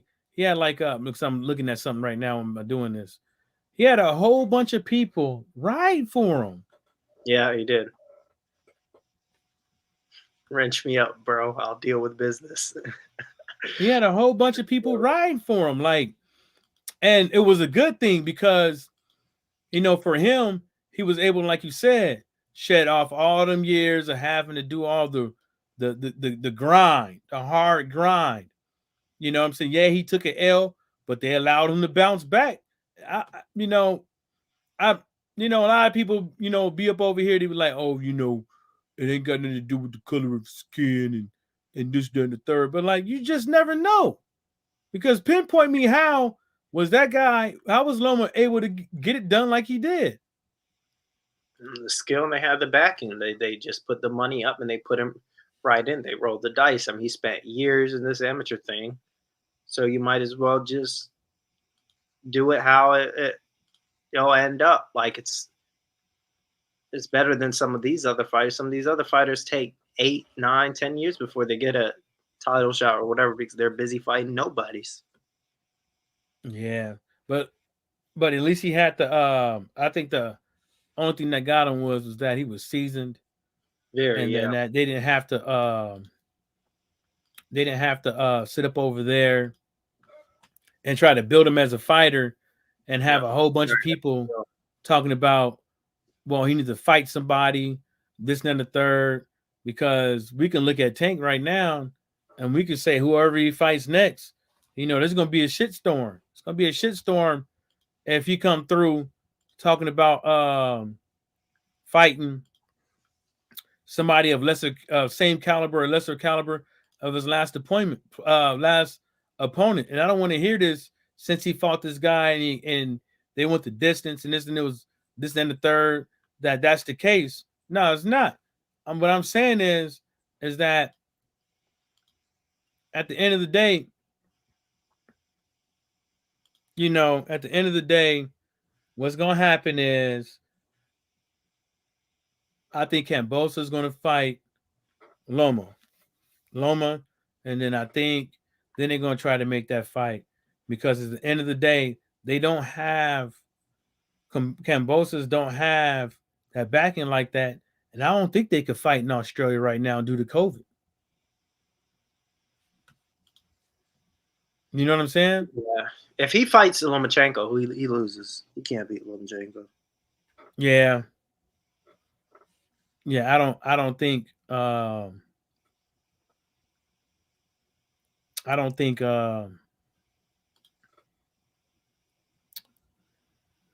think Loma's gonna get him. And only thing I hope with that fight is that he don't start late. Like, if you weight class, I think as well. I think 126 is Lomachenko's best weight. You think so? Yep. He even said himself, 140 would be tough for him. Bruce goes, what's happening? Nothing much. Yeah, well, we're gonna see, man. We're gonna see, but man, that horse jockey weight, man, just be like, come on, like we've seen it sometimes. Like fighters, they move up, man, and like they have more like strength. You know what I'm saying? You get more out of them. Yeah, but they weight draining and all this stuff, losing muscle, losing, water and all this stuff. What's the deleted? A whole bunch of madness. We they lose some of it, and it's like, there's a thin line between. Yeah, we all want to see fucking knockouts. You know what I'm saying? We don't want to see them too soon, but the majority of it, we want to see like an ooh-ah faction. But my main thing is like I just want to see these guys get. I just want to see the fights I want to see. That's what I'm trying to hit at. Mm-hmm. Like, I think Loma and Kambosos is a good fight, but at the same time, that's not the fight that should be happening. You know what I'm saying? It should be Kambosos and Haney. And do you think Eddie Hearn's cheap? But do you think he'll? Because I think Kambosos would want 10+ million for that. He ain't gonna get it. Yeah. He can't. Can he? He could probably generate it with ticket sales in Australia. Mm-hmm. But the big thing about it is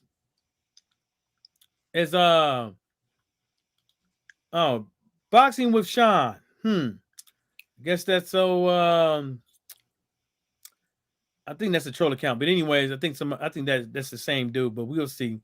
I seriously believe that, like I've been trying to tell everybody, that is all about the pay-per-view numbers. It's not about the ticket sales, right? Yeah, they can make their money off of the ticket sales, upwards of $20 million, right? But the real money is that pay-per-view.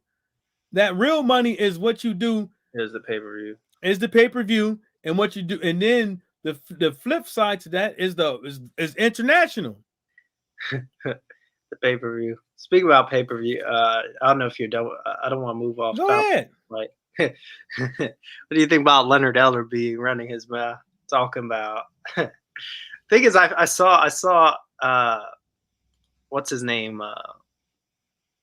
Like day after Joshua lost to Ruiz, I saw Eddie Hearn spar his CEO. Say it again. I saw Eddie Hearn spar his CEO.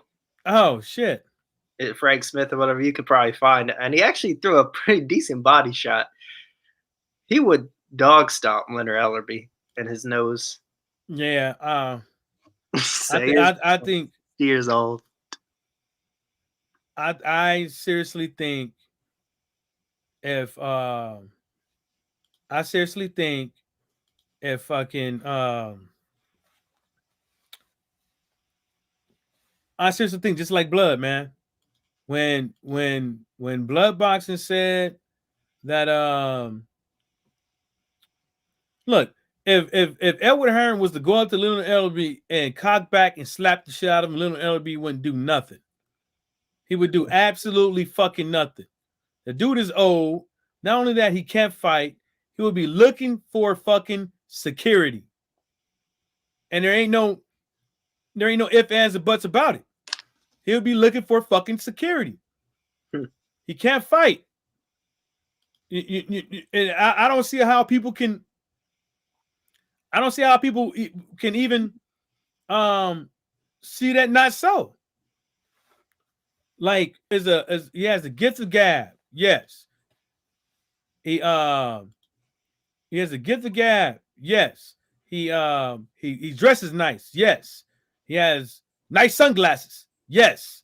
Yeah. He got it going on a little bit. But he can't fight. Like, why would you say that to somebody? You know what I'm saying? It's like, and he's always talking like that. We know you got a lot of money. We know your position with Mayweather and all that stuff actually means something. But at the end of the day, it's like, what does that really do? What does it really do when all you can really do to show what you could do is show up to the gym, show up to Wilder's gym? That's all you could do. That's all you could do. Is show up to the gym. Floyd can't even come, just you. He sent you. Cause you still the errand boy. You still the dude Whose that gym used to did he carry go the to? luggage. Huh? Whose gym did he go to? Remember when he was in Wilder's gym with JD's and them? He went there? Yeah, Leonard did. Why? Exactly my point. Nobody cares. Like In Alabama or yeah, in Alabama. why'd he waste time doing that? Man, bruh. What was this? I forget what fight it was, man. It could have been the Dominic Brazil. Oh, okay. It was, I think it was Watcher said it was for the public workout. Yeah, that's what I'm saying. Yeah, it was for the public workout in 2019. And my whole thing, that's my main thing is Ortiz fight, the second Ortiz fight. Yeah, I think yeah. Yeah, oh yeah, because it was co-promoted by Mayweather Promotions. I remember that. Yeah, but the whole thing about it is how you co-promoting an event when the main dude of the company don't say shit. Yeah, he wasn't even at that fight. You know, they can't fucking promote. All it takes fans is based off of what Tank does. In these clubs, hanging out, meeting different people and stuff like that. That yeah, some of them probably the product of Floyd Mayweather and stuff like that. But the general public don't fucking care. Like, people are really going now, yeah, man, he one of Floyd fighters, man. I'm going to go see this fight. No, they send him over there like this. Tank Davis. Just like that. Nobody. I'm just disgusted because I know we're not gonna get the Hamey and Kambosos fight. Well, I don't know, but I got a pretty good notion that we ain't gonna get that fight. I'm pretty sure Tank, as we've been seeing it, ain't gonna fight nobody of noteworthy next. Gary Russell ain't gonna have no fucking fight. It'll be almost 2 years since Gary Russell. Gary Russell was supposed to fight Ray Vargas, and I don't know what happened with that. Gary Russell's one of my favorite fighters, but it's the stupid. guys he's fighting are getting bigger, and he's getting older and slower. It's stupid. Like he can't get the money that he wants. Nope. Right? Nobody wants to fight him. So why haven't you guys set it up to where people will have no choice but to fight him? Well, he corners his brothers now, and he stays in shape himself. He's kind of in a bad situation because at 126, who's the champions? You've got him, Navarrete. You got Kiko Martinez, the IBF, but he's already beat him. And there's a rematch clause, I think. Who's the WBA champion? Santa Cruz. So it's like That sounds right. Santa Cruz is gonna come back and fight him. He never wants to fight Gary. No, but that's he got to take 2 steps forward just to take 2 steps back. Like the dude is on a what? Almost a 10 streak winning streak since he lost to Loma. I know he's younger than Deontay for sure. Yeah, Gary Russell, yeah, for sure. Probably like 32. You know, black don't crack, man. So I don't know. He's 33. He 33. Yeah. Oh shit, spring chicken. But nah, ain't gonna happen. That's how he's your age, isn't he? No, I'm 35. When does his brother fight? But you're 35. I thought you were 34. Nah, man, I was 34 last time I told you my age. Yeah, let me go grab another beer. You want one? Sure. Yes, I got something to tell you when I get back. Yep.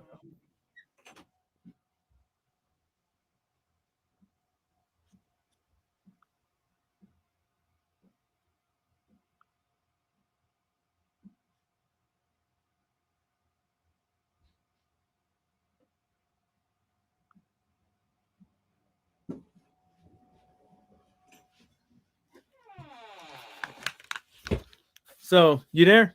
Yeah. So I was watching the fight this weekend, man, on this 86-inch, man. On this 86-inch TV.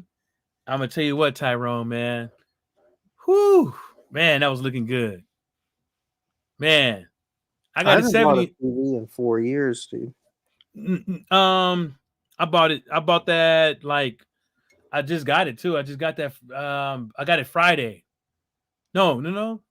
I got it. Yeah, I got it. I got it Friday. I got it last Friday, and I hooked it up, put it on the wall and shit. My old lady, she downloaded this. She bought this IPV TV app for like $100 a year or something like that. And I'm gonna tell you what, man. No skips, no nothing.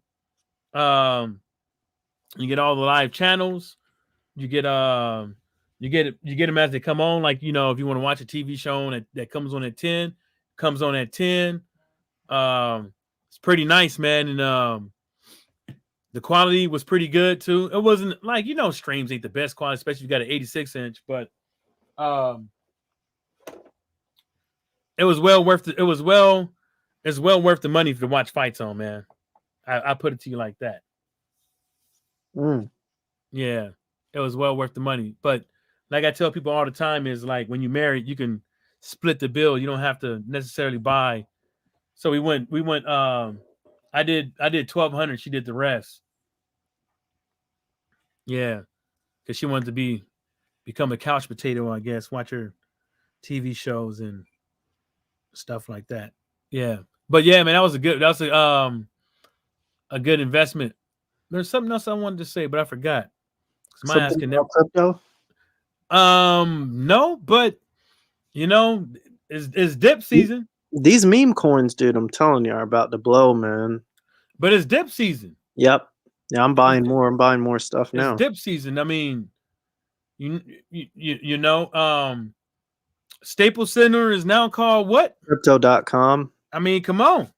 Yeah, I've already bought Crypto.com. I've got some crypto. After they did that, they ain't going nowhere. Yeah. Let me tell you how, go up, dude. Let me tell you how I know they ain't going nowhere. Right? They bought in a fucking arena. A fucking arena. Yep. That brings in that generates probably $20 million a year just in profit after taxes. Probably even more than that. I'm just all the UFC. Yeah, I'm just guessing. Now I'm telling you, these motherfuckers These motherfuckers probably going to renovate that motherfucker to make sure people will spend even more fucking money. Because these old dinosaurs, like me and Tyrone don't know how to put on events no more. They just don't. They just think that they just put the seats up, don't even clean them, keep the skeet stains all on them, right? Get the Jumbotron up, open up the dirty ass concessions that ain't been cleaned in how long, and get asses in seats. That's not how you do it. You know? Shit, especially, oh, how much was a hot dog? Yeah, it was $10. Last time I went to a game. $10 for a measly ass, skinny ass ballpark Frank. What game do you go to? I went to actually, to tell you the truth, that was a minor league game. Oh, okay. When I went to More. Fenway, at least Fenway had them for like what, $7? $7 hot dogs. And they with a $9 draft. But they gave you like the big, almost as big as it wasn't as big as the 7-Eleven motherfucking cup. You know, the Slurpee ones. It wasn't as big as that, but it was a decent size, like it was bigger than the regular fucking glass you get at the bar. You know what I'm saying? So that was worth it. But that was at Mud Hen Stadium I was telling you about. Yeah, they hit me up for measly ass fucking. I think that day they was just on some BS. And then, so what did you guys talk about with the cryptos, man, the other day? Just some stable ones, and I was talking right now. Well, if you want to like 6x, like remember I told you about something called XCAD like a while back. I think it was a while back. You probably did. Yeah, it was like at about 70 cents, like 50 cents at first, and now it's $8. That was a good one. Yeah, so that's like 16x. Solana and all these things. I mean, these things get up 5, 6, 10x, 20x even. And some of them are really stable. You can put your money on that. But the ones I think that are really, you don't have to put much into and are just going to explode are some of these meme coins, man. Like Shiba did. I told you about how I told my brother about Shiba December last year. Oh, yeah. And look what happened with that. Shiba ain't going nowhere. Yep. And he said, it's just a stupid meme coin, blah, blah, blah. So I'm not making that mistake again. You could have put $25. It made you a couple hundred. Quick. Yep. And now look with this. I mean, what do you think is going to happen? If it can't just happen with two things, just Doge and Shiba, it's going to happen again with one of these other ones for sure. What I think is these coins are kind of regulated, and I think the main thing is with Bitcoin is that it was at like almost $80,000, and then the pandemic hit, and so a lot of people dropped it. Right? Do you think these meme coins are going to blow up again? Do you think there'll be another Shiba? Yeah, go ahead. Because, like, when you look at it, right, it's the housing market is up. Yep. People were losing jobs and stuff like that, so people had to sell. They probably didn't sell it all, but they sold a good amount to where they had to sustain some shit in their life, or splurge with all the downtime that they had during COVID. But what happened was, it went down to 50 and went back up to 60 to 70. So people, when they tried to hit the dip, they fucked themselves out of money. See what I'm saying? And then they would start going down, down and down because people had to spend fucking their cryptos. But now the problem is with these meme coins that it's so hard for them to hit high is because too many people are buying 200 millions of motherfucking cryptos. You see what I'm saying? And so they know too many people out there have $1 million and they crypto and stuff like that. They can't go to $1. Yeah, but even if they get to a cent or tenth of a cent. What it's going to do is it's going to phase people out, trying to catch people. See, this what I say is throw what you can, figure out This is what I would do. I would literally go through and look at all the meme coins and look at the amount of traffic that they getting compared to Shiba, Dogecoin, and That's what stuff I'm like doing. that. Look at the traffic. And then once you hit that analytical data and all that stuff, and then you can negotiate how much you're gonna spend from $25 to a couple $100. Because I don't think anybody out there, unless they have, thousands of, let's say 1,000 there, should be going around spending $1,000 on these cryptos in the event that they bust. You see what I'm saying? In the event that they bust, and don't show the ass, because then you just, that's what happens. But all of this stuff is a risk.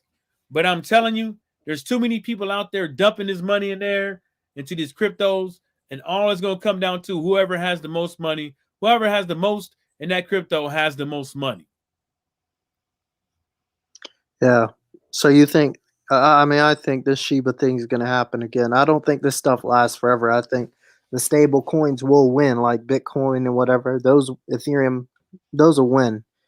But the meme coins, I think, are going to blow up in the short term. If you want to make quick money, hold inside time or some of these meme coins.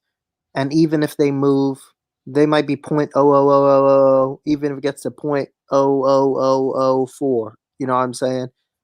That's 1,000x, 10,000x multiply. Mm-hmm. Right? I'm not saying we're going to have something that even outdoes Shiba, but I'm saying we'll have multiple ones that 100,000, 10,000, even million times your investment. Very possible. All I gotta say, it feels good when you log into your app and you see you have plus 20,000. Mm-hmm. When I say it feels good, it almost makes you want to go to the strip club and get your dick sucked. You tempted because you like, man, you know what I can do? I can take this shit and flip it again. Yep. Stake it. You know what I'm saying? You know what I'm saying? Stake it. You can put it in a stable coin that's 6x's. Imagine if you put 10,000 in a 6x over 3 months. That's 60,000 in 3 months. Yeah. Who wouldn't do that? And there's plenty of coins right now, metaverse coins. Solana. I got the metaverse. Yep. Those are that. Ones. Decentraland. Yep, I have Decentraland, even though it's down right now. I got XRP. I don't have XRP. OZ, something like that. XLM. Yeah. Theta. Stellar. Yep. I got the Stellars. What? Yeah, that's what L was talking to me about.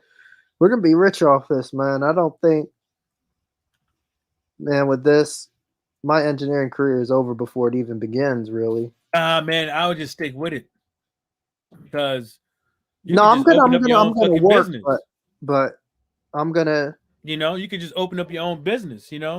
Open up your own business with engineering. I don't give a fuck if it's just some structural shit. Leveling people's houses or something like that. You can go and you can go and pay for your motherfucking your licenses and your insurance like it ain't nothing. All these other motherfuckers, you know what I'm saying? I mean, I wouldn't pay for them in full. I'll get a loan and pay off the loan.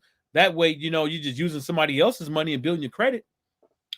But I'm gonna take the money I'm making from it because I'll have a pretty. No, I'm just saying, Tyrone, if you think about it, like you almost done, right? I'm done in today, Tuesday. And you will have if you can like get a job, actually learn your shit and stuff like that, learn other things, network with dudes, figure out how you could just be on your own. Especially if this crypto shit hit like the way you wanted to, you might as well be on your own. Work when the fuck you want to work. If it hits, I'm not doing engineering anymore. I'm just being honest with you. I mean, it's cool to tinker with and whatever, but I don't want to do. You know what? To tell you the truth, Tyrone, if I'll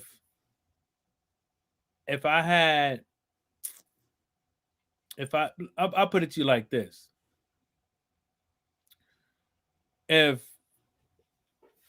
if I was one of those dudes who wind up with like $20 million, 10 million, let's just say $9 million, right? Mm-hmm. One of those dudes with $9 million, I would have had my promoter's card and I would have already had I would already made my money back. Like, I don't see how in the fuck some of these fighters out here, people just doesn't market right. Yep, Like invest or something like Clarissa Shields finally got her M. You got Gerald Anderson. You got Gary Russell, Antoine Russell. You got all these guys out there, man. It's like don't seem like they hitting M's. That they take one. Gary Russell gets, $1.25 million. I don't. He's not getting $1 million a quarter. He's not. I don't think he's getting $1 million a quarter. I think that's the reason why he ain't fighting. Because if he was getting $1 million a quarter, you'd already had another fight. You have enough to pay your team. You would have enough to pay your insurance. You would have enough for all that. You walking home with after taxes with all that shit paying everybody probably with $400,000. See what I'm saying? Probably with $400,000. Maybe let's just say they don't hit him too hard. Maybe $500,000 or $600,000. He walk after he paid everybody and all that stuff. Yeah. But I'm saying pre all of that, like the purses. When they write down the purses. I don't think so. They said that he got $1.4 million to fight his last fight. They can say whatever they want to, but I don't think half that stuff what people say, what people get paid, is truthful. I think some of it is just like some mind fucking shit to make people look better so people can go out there and want to fight the person. Because they know if he getting $1 million, you ain't getting no 20,000. You know what I'm saying? If he getting $1 million, you're gonna get more than 100,000. People don't know. If you ain't got shit, 100,000 is life changing. $50,000 is life changing.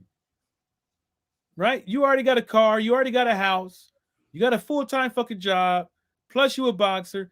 $50,000 will put your ass on top because it's more than what you had. And it's a significant amount than more than what you had. You see what I'm saying?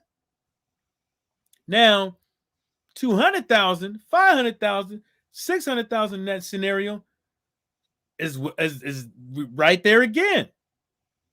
But I don't think so because the way it's happening and he not getting in that ring, I don't know. Whatever's going on with him, man, don't seem right. Well, I'm going to say, you know what? Fuck it. He getting it, Tyrone. You're right.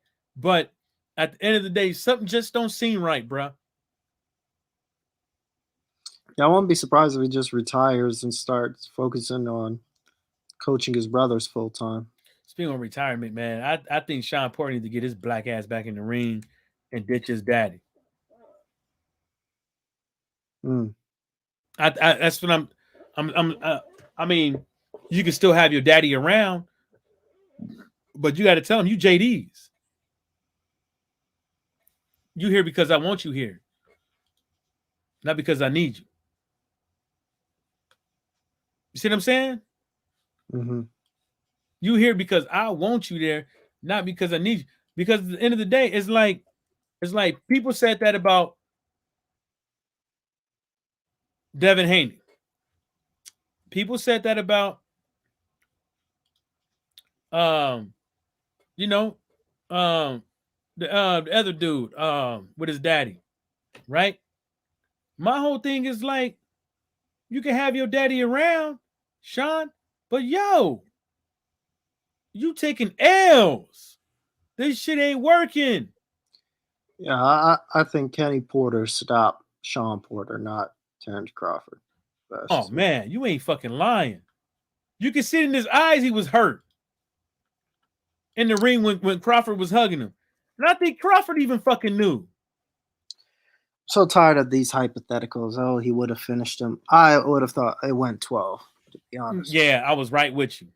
And I'm I right. didn't think he would have finished him. I think it would have went 12.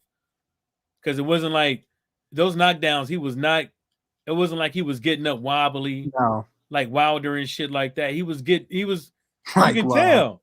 You can tell, like the dude looked frustrated. He got knocked down. He looked frustrated. He reacted to it. He didn't look glossy-eyed and all that shit. You know what I'm saying? And here comes, and then his dad is even hugging the dude, talking about this and the third. I'm proud of you. And this and the third. I believe it. Like to Crawford, dad, and I said this before. I think his dad was mad the fact that he didn't get what he wanted to see from him in camp, and he didn't do the things he wanted to do in camp, and he wasn't preparing the way he wanted him to prepare. So he just took the opportunity to spite him anyway. Basically, give him a whooping. Basically, that's disgusting.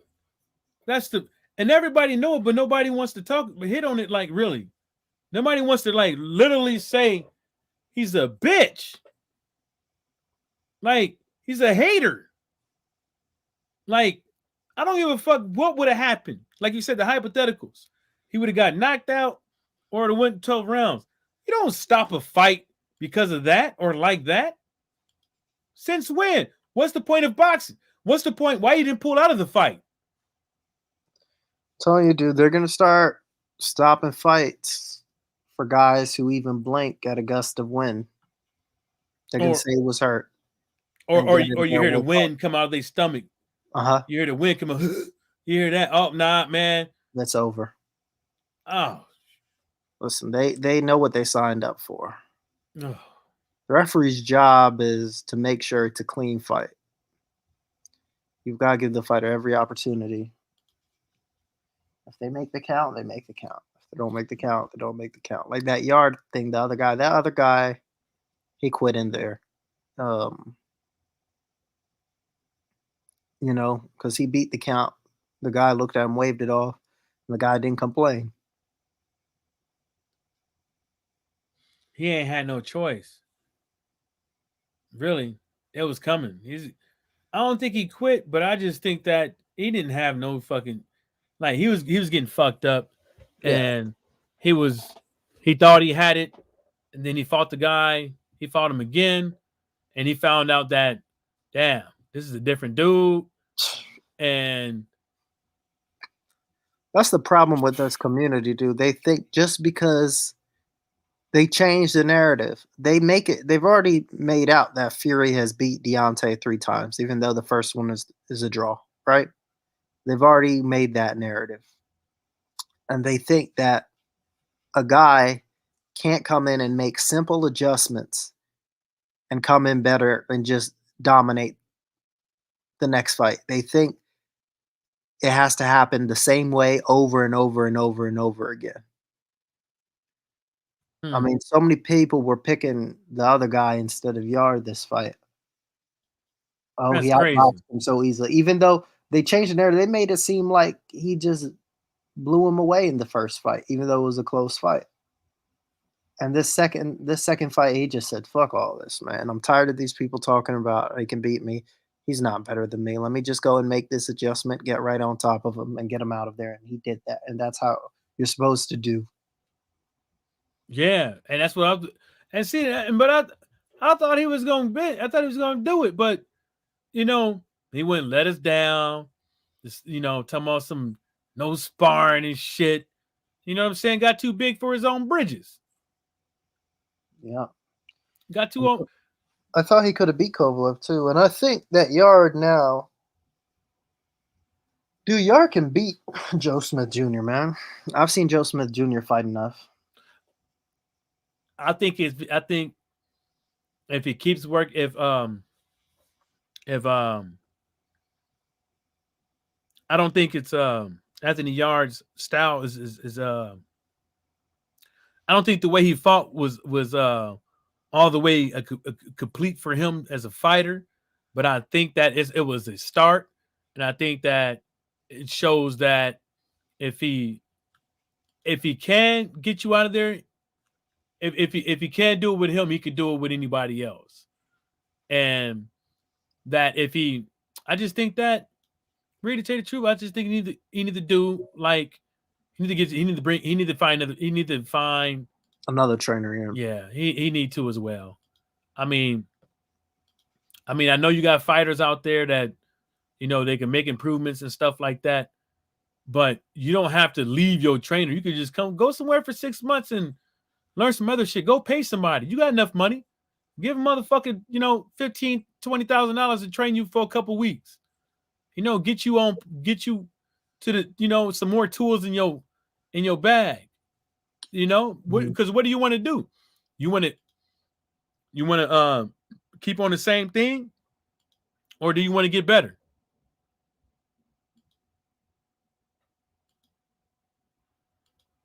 Damn, those some big ass girls. That's too much. That's too much. Let me get out of here. There's some big ass girls. That is way too much meat for me. All right, man. I think I'm gonna sign out. Damn, so now I'm talking about big girls. You running? I know you. I know you like your big girls, Tyrone. Yeah. Yeah. All right, bro. All right, man. I'm just gonna chop it up for like another 2-3 minutes, and I'm gonna roll. All right, man. Mm-hmm. Yep. Peace out. Yep. So that was my brother Tyrone. We had Dan the Man on earlier. We had I don't know what the fuck happened with fucking LFL player, but he jumped off, man. Maybe because I set his ass straight. You know what I'm saying? I had to tell him, like, back up. You know what I'm saying? I had to set his ass straight. You want to come over here with that old funky ass? I'm joking. Just fucking with him. Let's see what some of this let's see what they are saying on the boxing world right now. Well, not the boxing world.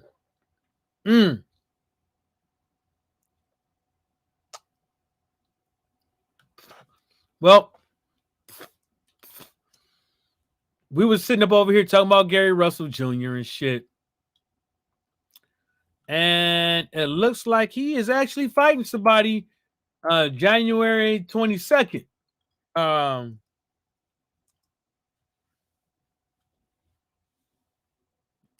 He's fighting somebody. I think he fighting one Maxwell. I don't know how to pronounce that shit. Say some motherfucking dude named Mark. They call him Mark, but ain't his name. But looks like he's going to fight a Mark, some dude from the Philippines. He's 23-0, 16 KOs out of those. He's 23 years old. He's orthodox. His last fight was Julio Sage, and that dude was 32-4.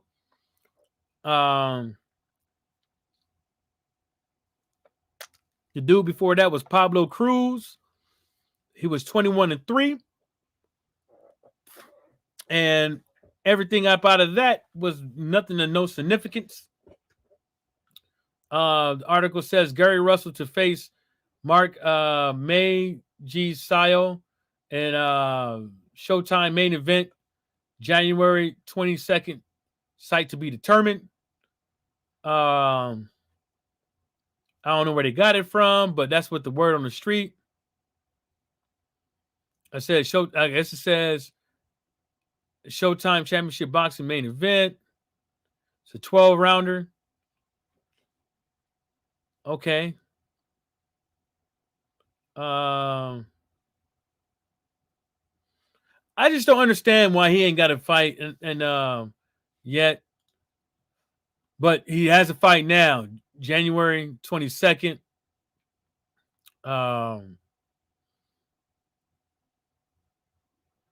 He's fighting a guy who fought for a vacant World Boxing Council, Asian Boxing Council feather title. So let's see where he's ranked at. Let's see where this Gary Russell's opponent is ranked at. Let's see what we got here. Let's see. Okay.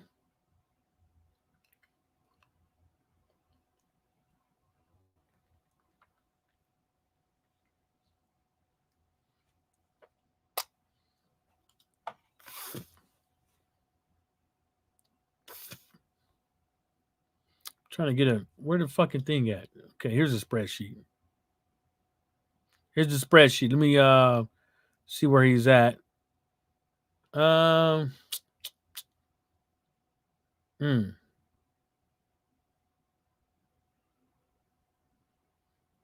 I normally don't watch the fights unless it's a good fight at 126. So the Mark Magsayo guy, he's number 3 in the WBC, right under Eduardo Ramirez.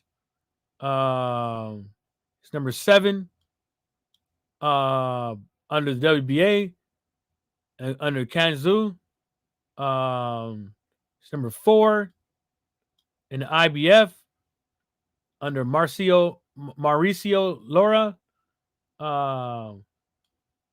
He's number 2 under the WBA under Joet Gonzalez. So that's good. That's good. He's not fighting somebody that's below top 10, top 15, that type of shit. Because I'm tired of seeing that.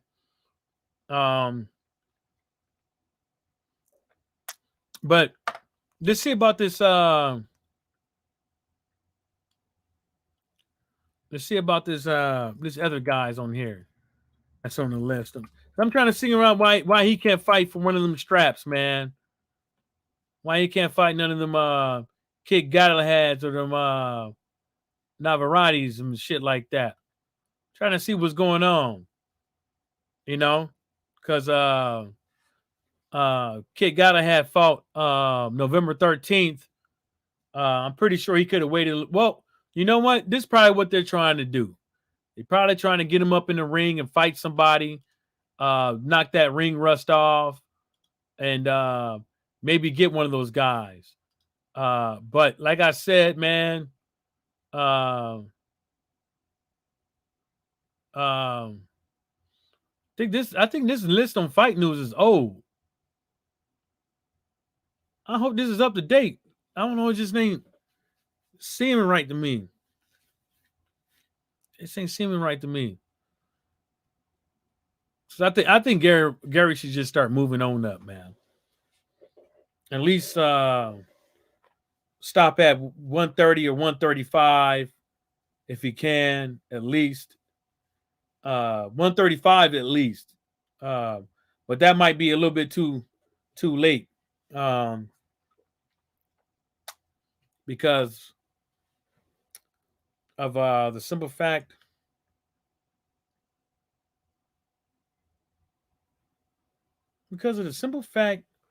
I'm not understanding this shit. Like, this shit got to be old, man.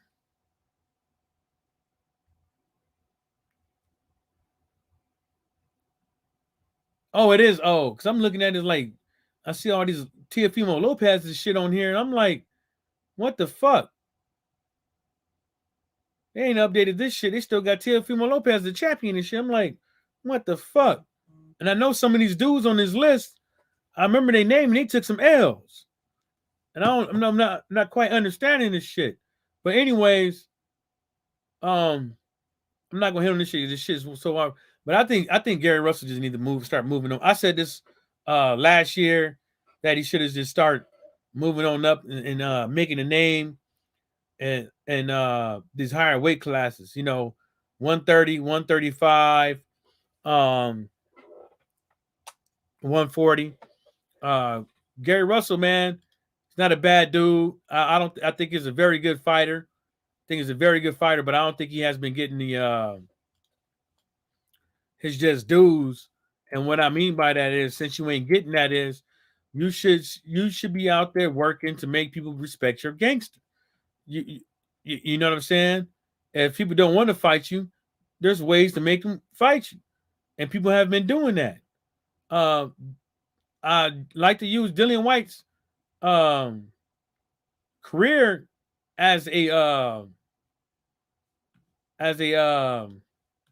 barometer, because it shows you that he's been following the league of somebody else, the lead of somebody else, when he could have been better off, you know? So, you know, the only thing about Gary Russell is that he's 5'4"? That's the only thing about Gary Russell. But the flip side to that 5'4" is his skill set, right? And Manny Pacquiao allegedly was 5'5.5". So, you know, with a 67-inch reach, and Gary Russell has a 64-inch reach. So he was able to do it. Gary Russell should be able to, well, what I'm saying is that he's a very skilled fighter, that he should be able to go up and compete with these guys. You can't keep sitting up over there in these lower weight classes looking for fights. You gotta, you know, hopefully he get the Kid Galahad fight. You know, get him up out of there. I think that would be a nice, what would you call that shit? Bust on his mantelpiece. I think that'd be nice. I think the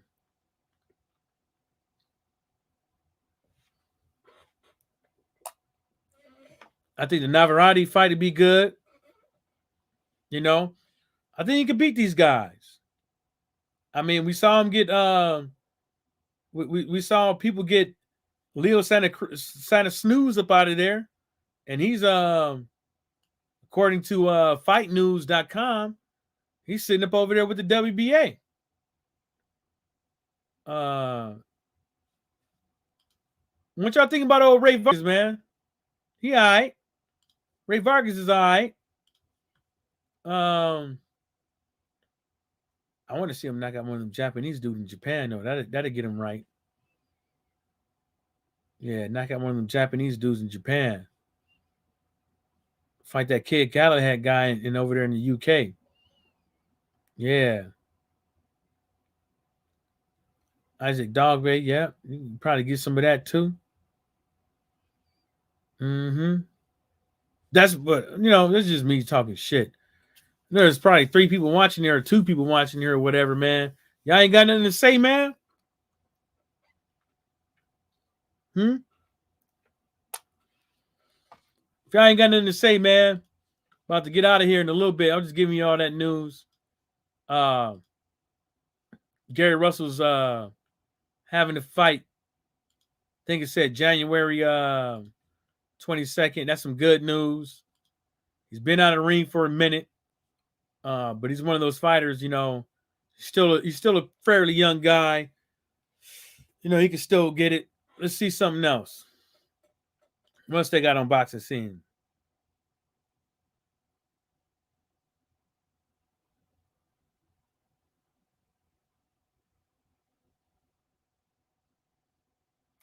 Kenichi Ogawa Inc.'s promotional pack with Edward Hearn.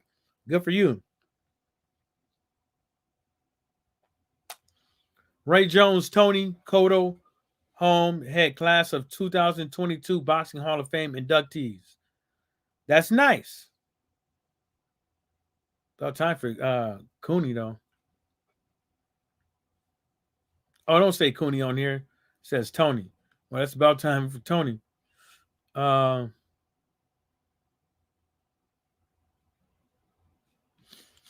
go to Twitter and let's talk to y'all about some of this shit that's going on over here. And a whole bunch of bullshit, but there's a lot of jaw jabbing and shit. Everybody trying to reign supreme for you know, who should people be following and listening to, and a whole bunch of I Told You shows and shit like that. There's a lot of dick sucking on Twitter.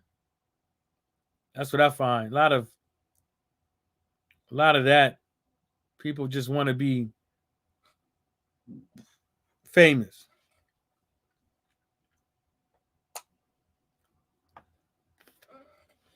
Just want to be famous for some fucking tweets.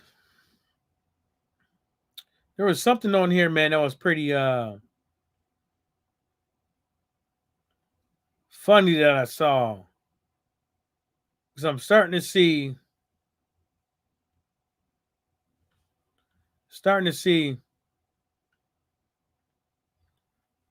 that a lot of people are just for no reason just bandwagoning for this Canelo dude, man.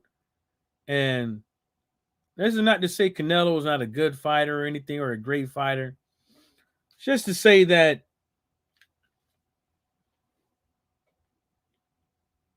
y'all letting him off the hook, man. Y'all giving this dude every single right to go out here and fight somebody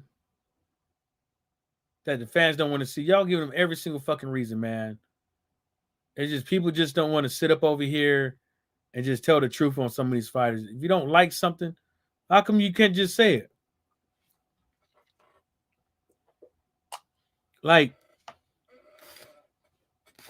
if I don't think the game plan with Deontay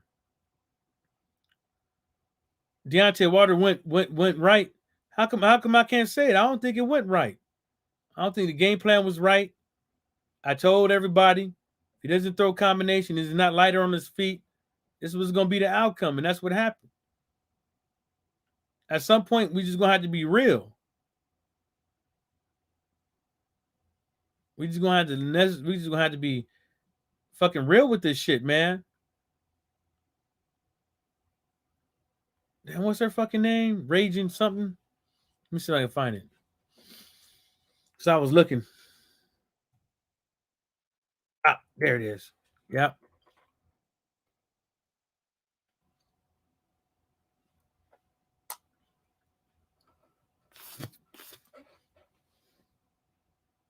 She said something I thought it was funny. Now I'm trying to look for it.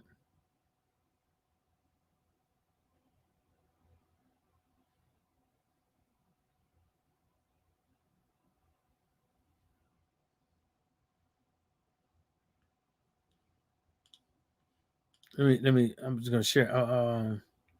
Let me see. So I didn't quite like where she was going. I thought it was a bunch of BS.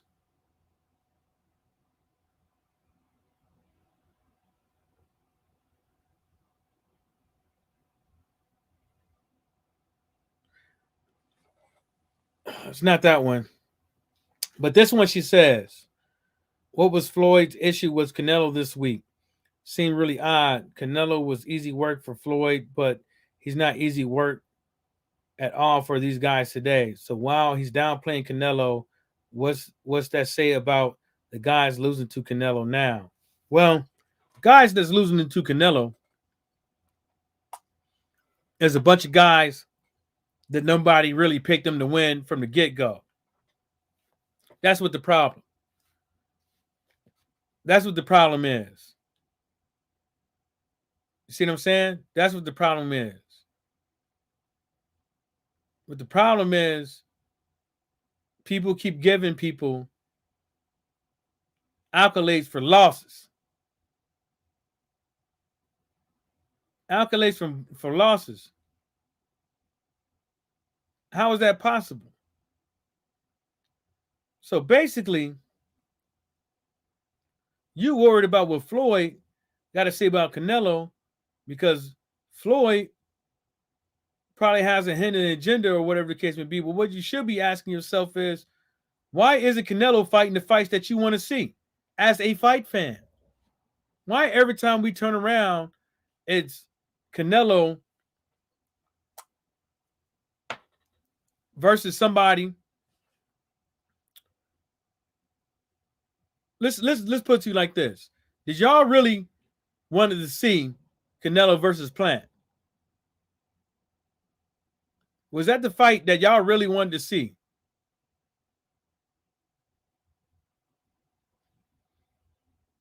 Huh? Was that the fight that people really wanted to see? Floyd versus, I'm sorry, Canelo versus Plant. Y'all see the odds, the bookies for that fight? What's up, G5 Jeff TV? What's happening, man? Long time no see. I saw you was live, man, but I had to go live with the homies one time, man. They came on and they bounced on me, but it is what it is. A lot of people didn't want to see it, but they accepted it. They accepted it for what it is, what it was. They tuned in and watched it. It was at a it was an interesting fight. I don't think it was bad, but it was an interesting fight, and it ended up like I thought it was gonna end up. I told folks the motherfucker was gonna have to watch them hooks and them uppercuts. Hooks and uppercuts. And when he got lazy, he got caught.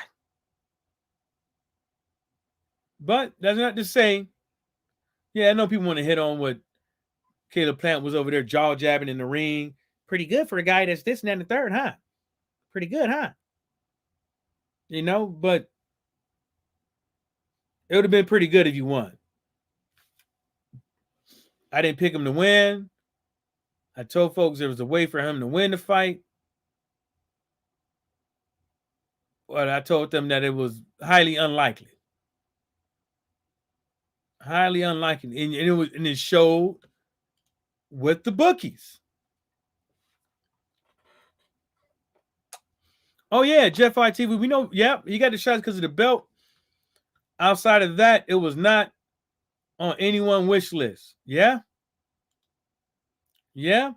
But at this point, does Canelo really needs the belts? Does Canelo really needs the belts to say that he's a great fighter? No. He doesn't.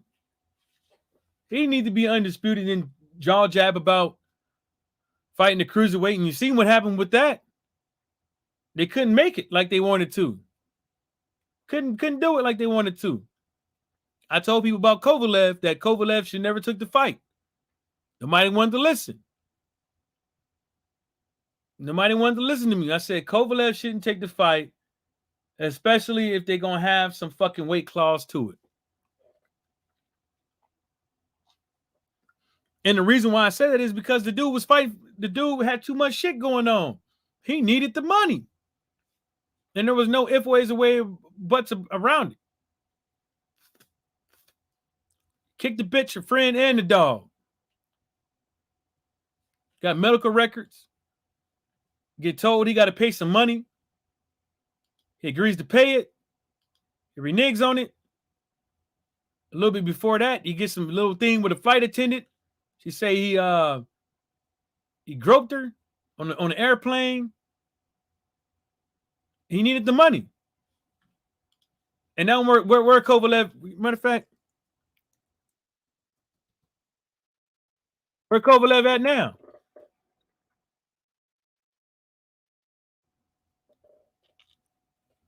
Where he at now?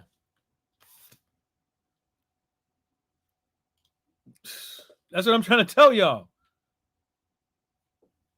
Dude ain't fought, and since 2019, all that money he owe from all that shit, we don't know if he dead or alive. We don't know if he in the back alley in the Russia's version of Skid Row, sleeping in the alley, drinking vodka every day. We don't know. Matter of fact, we don't even know if he paid that woman her money. We don't know. The dude ain't fought since 2019.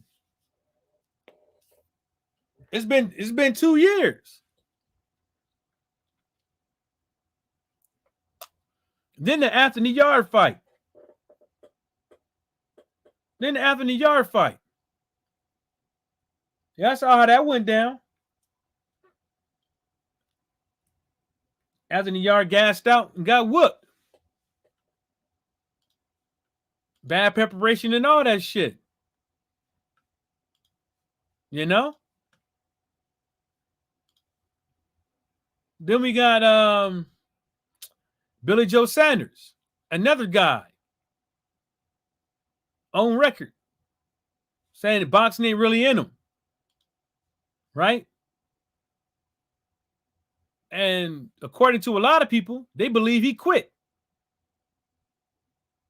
Because coming to find out, people are speculating on whether or not he had a broken orbital bone or not.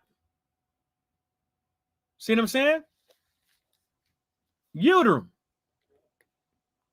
Everybody know what that was.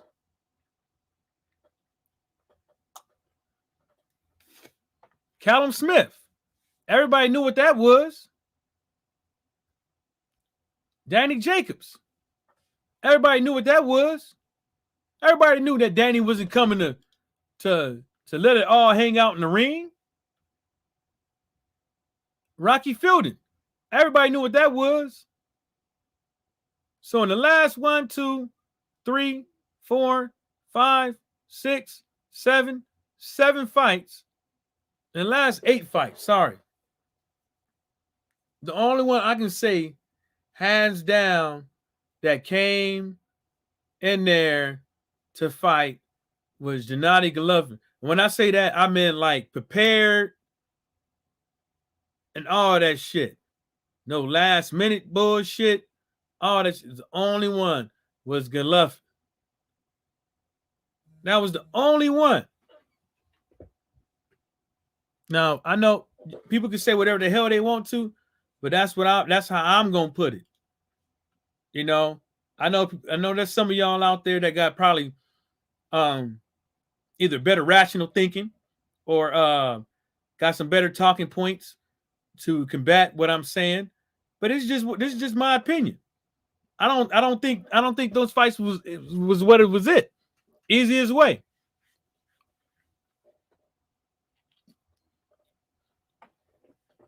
Easy. When was the last time anybody saw somebody become undisputed with little to no resistance? With little to no resistance. They come in to fight, and it's a 50-50 fight. They come in to fight, and the bookies don't have Canelo as significant by huge margins as the dude that's gonna win. That's what I'm saying. And maybe I'm wrong, maybe I'm right, but proof is in the pudding. Hell, if I would have put $50 on Cato Plant and Cato Plant was to win, I would have got like $600. $600 on some of these bookie websites. $600. So miss me with that. Okay, another guy. Right? Right?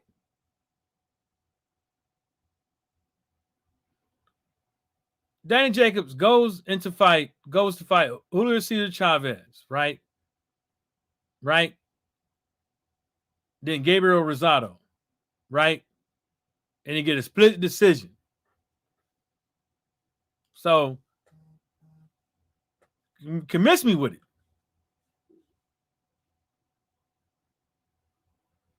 You can miss me with the bullshit. And on that note, we'll get up out of there. Shout out to the LDBC and everybody stay sucker free.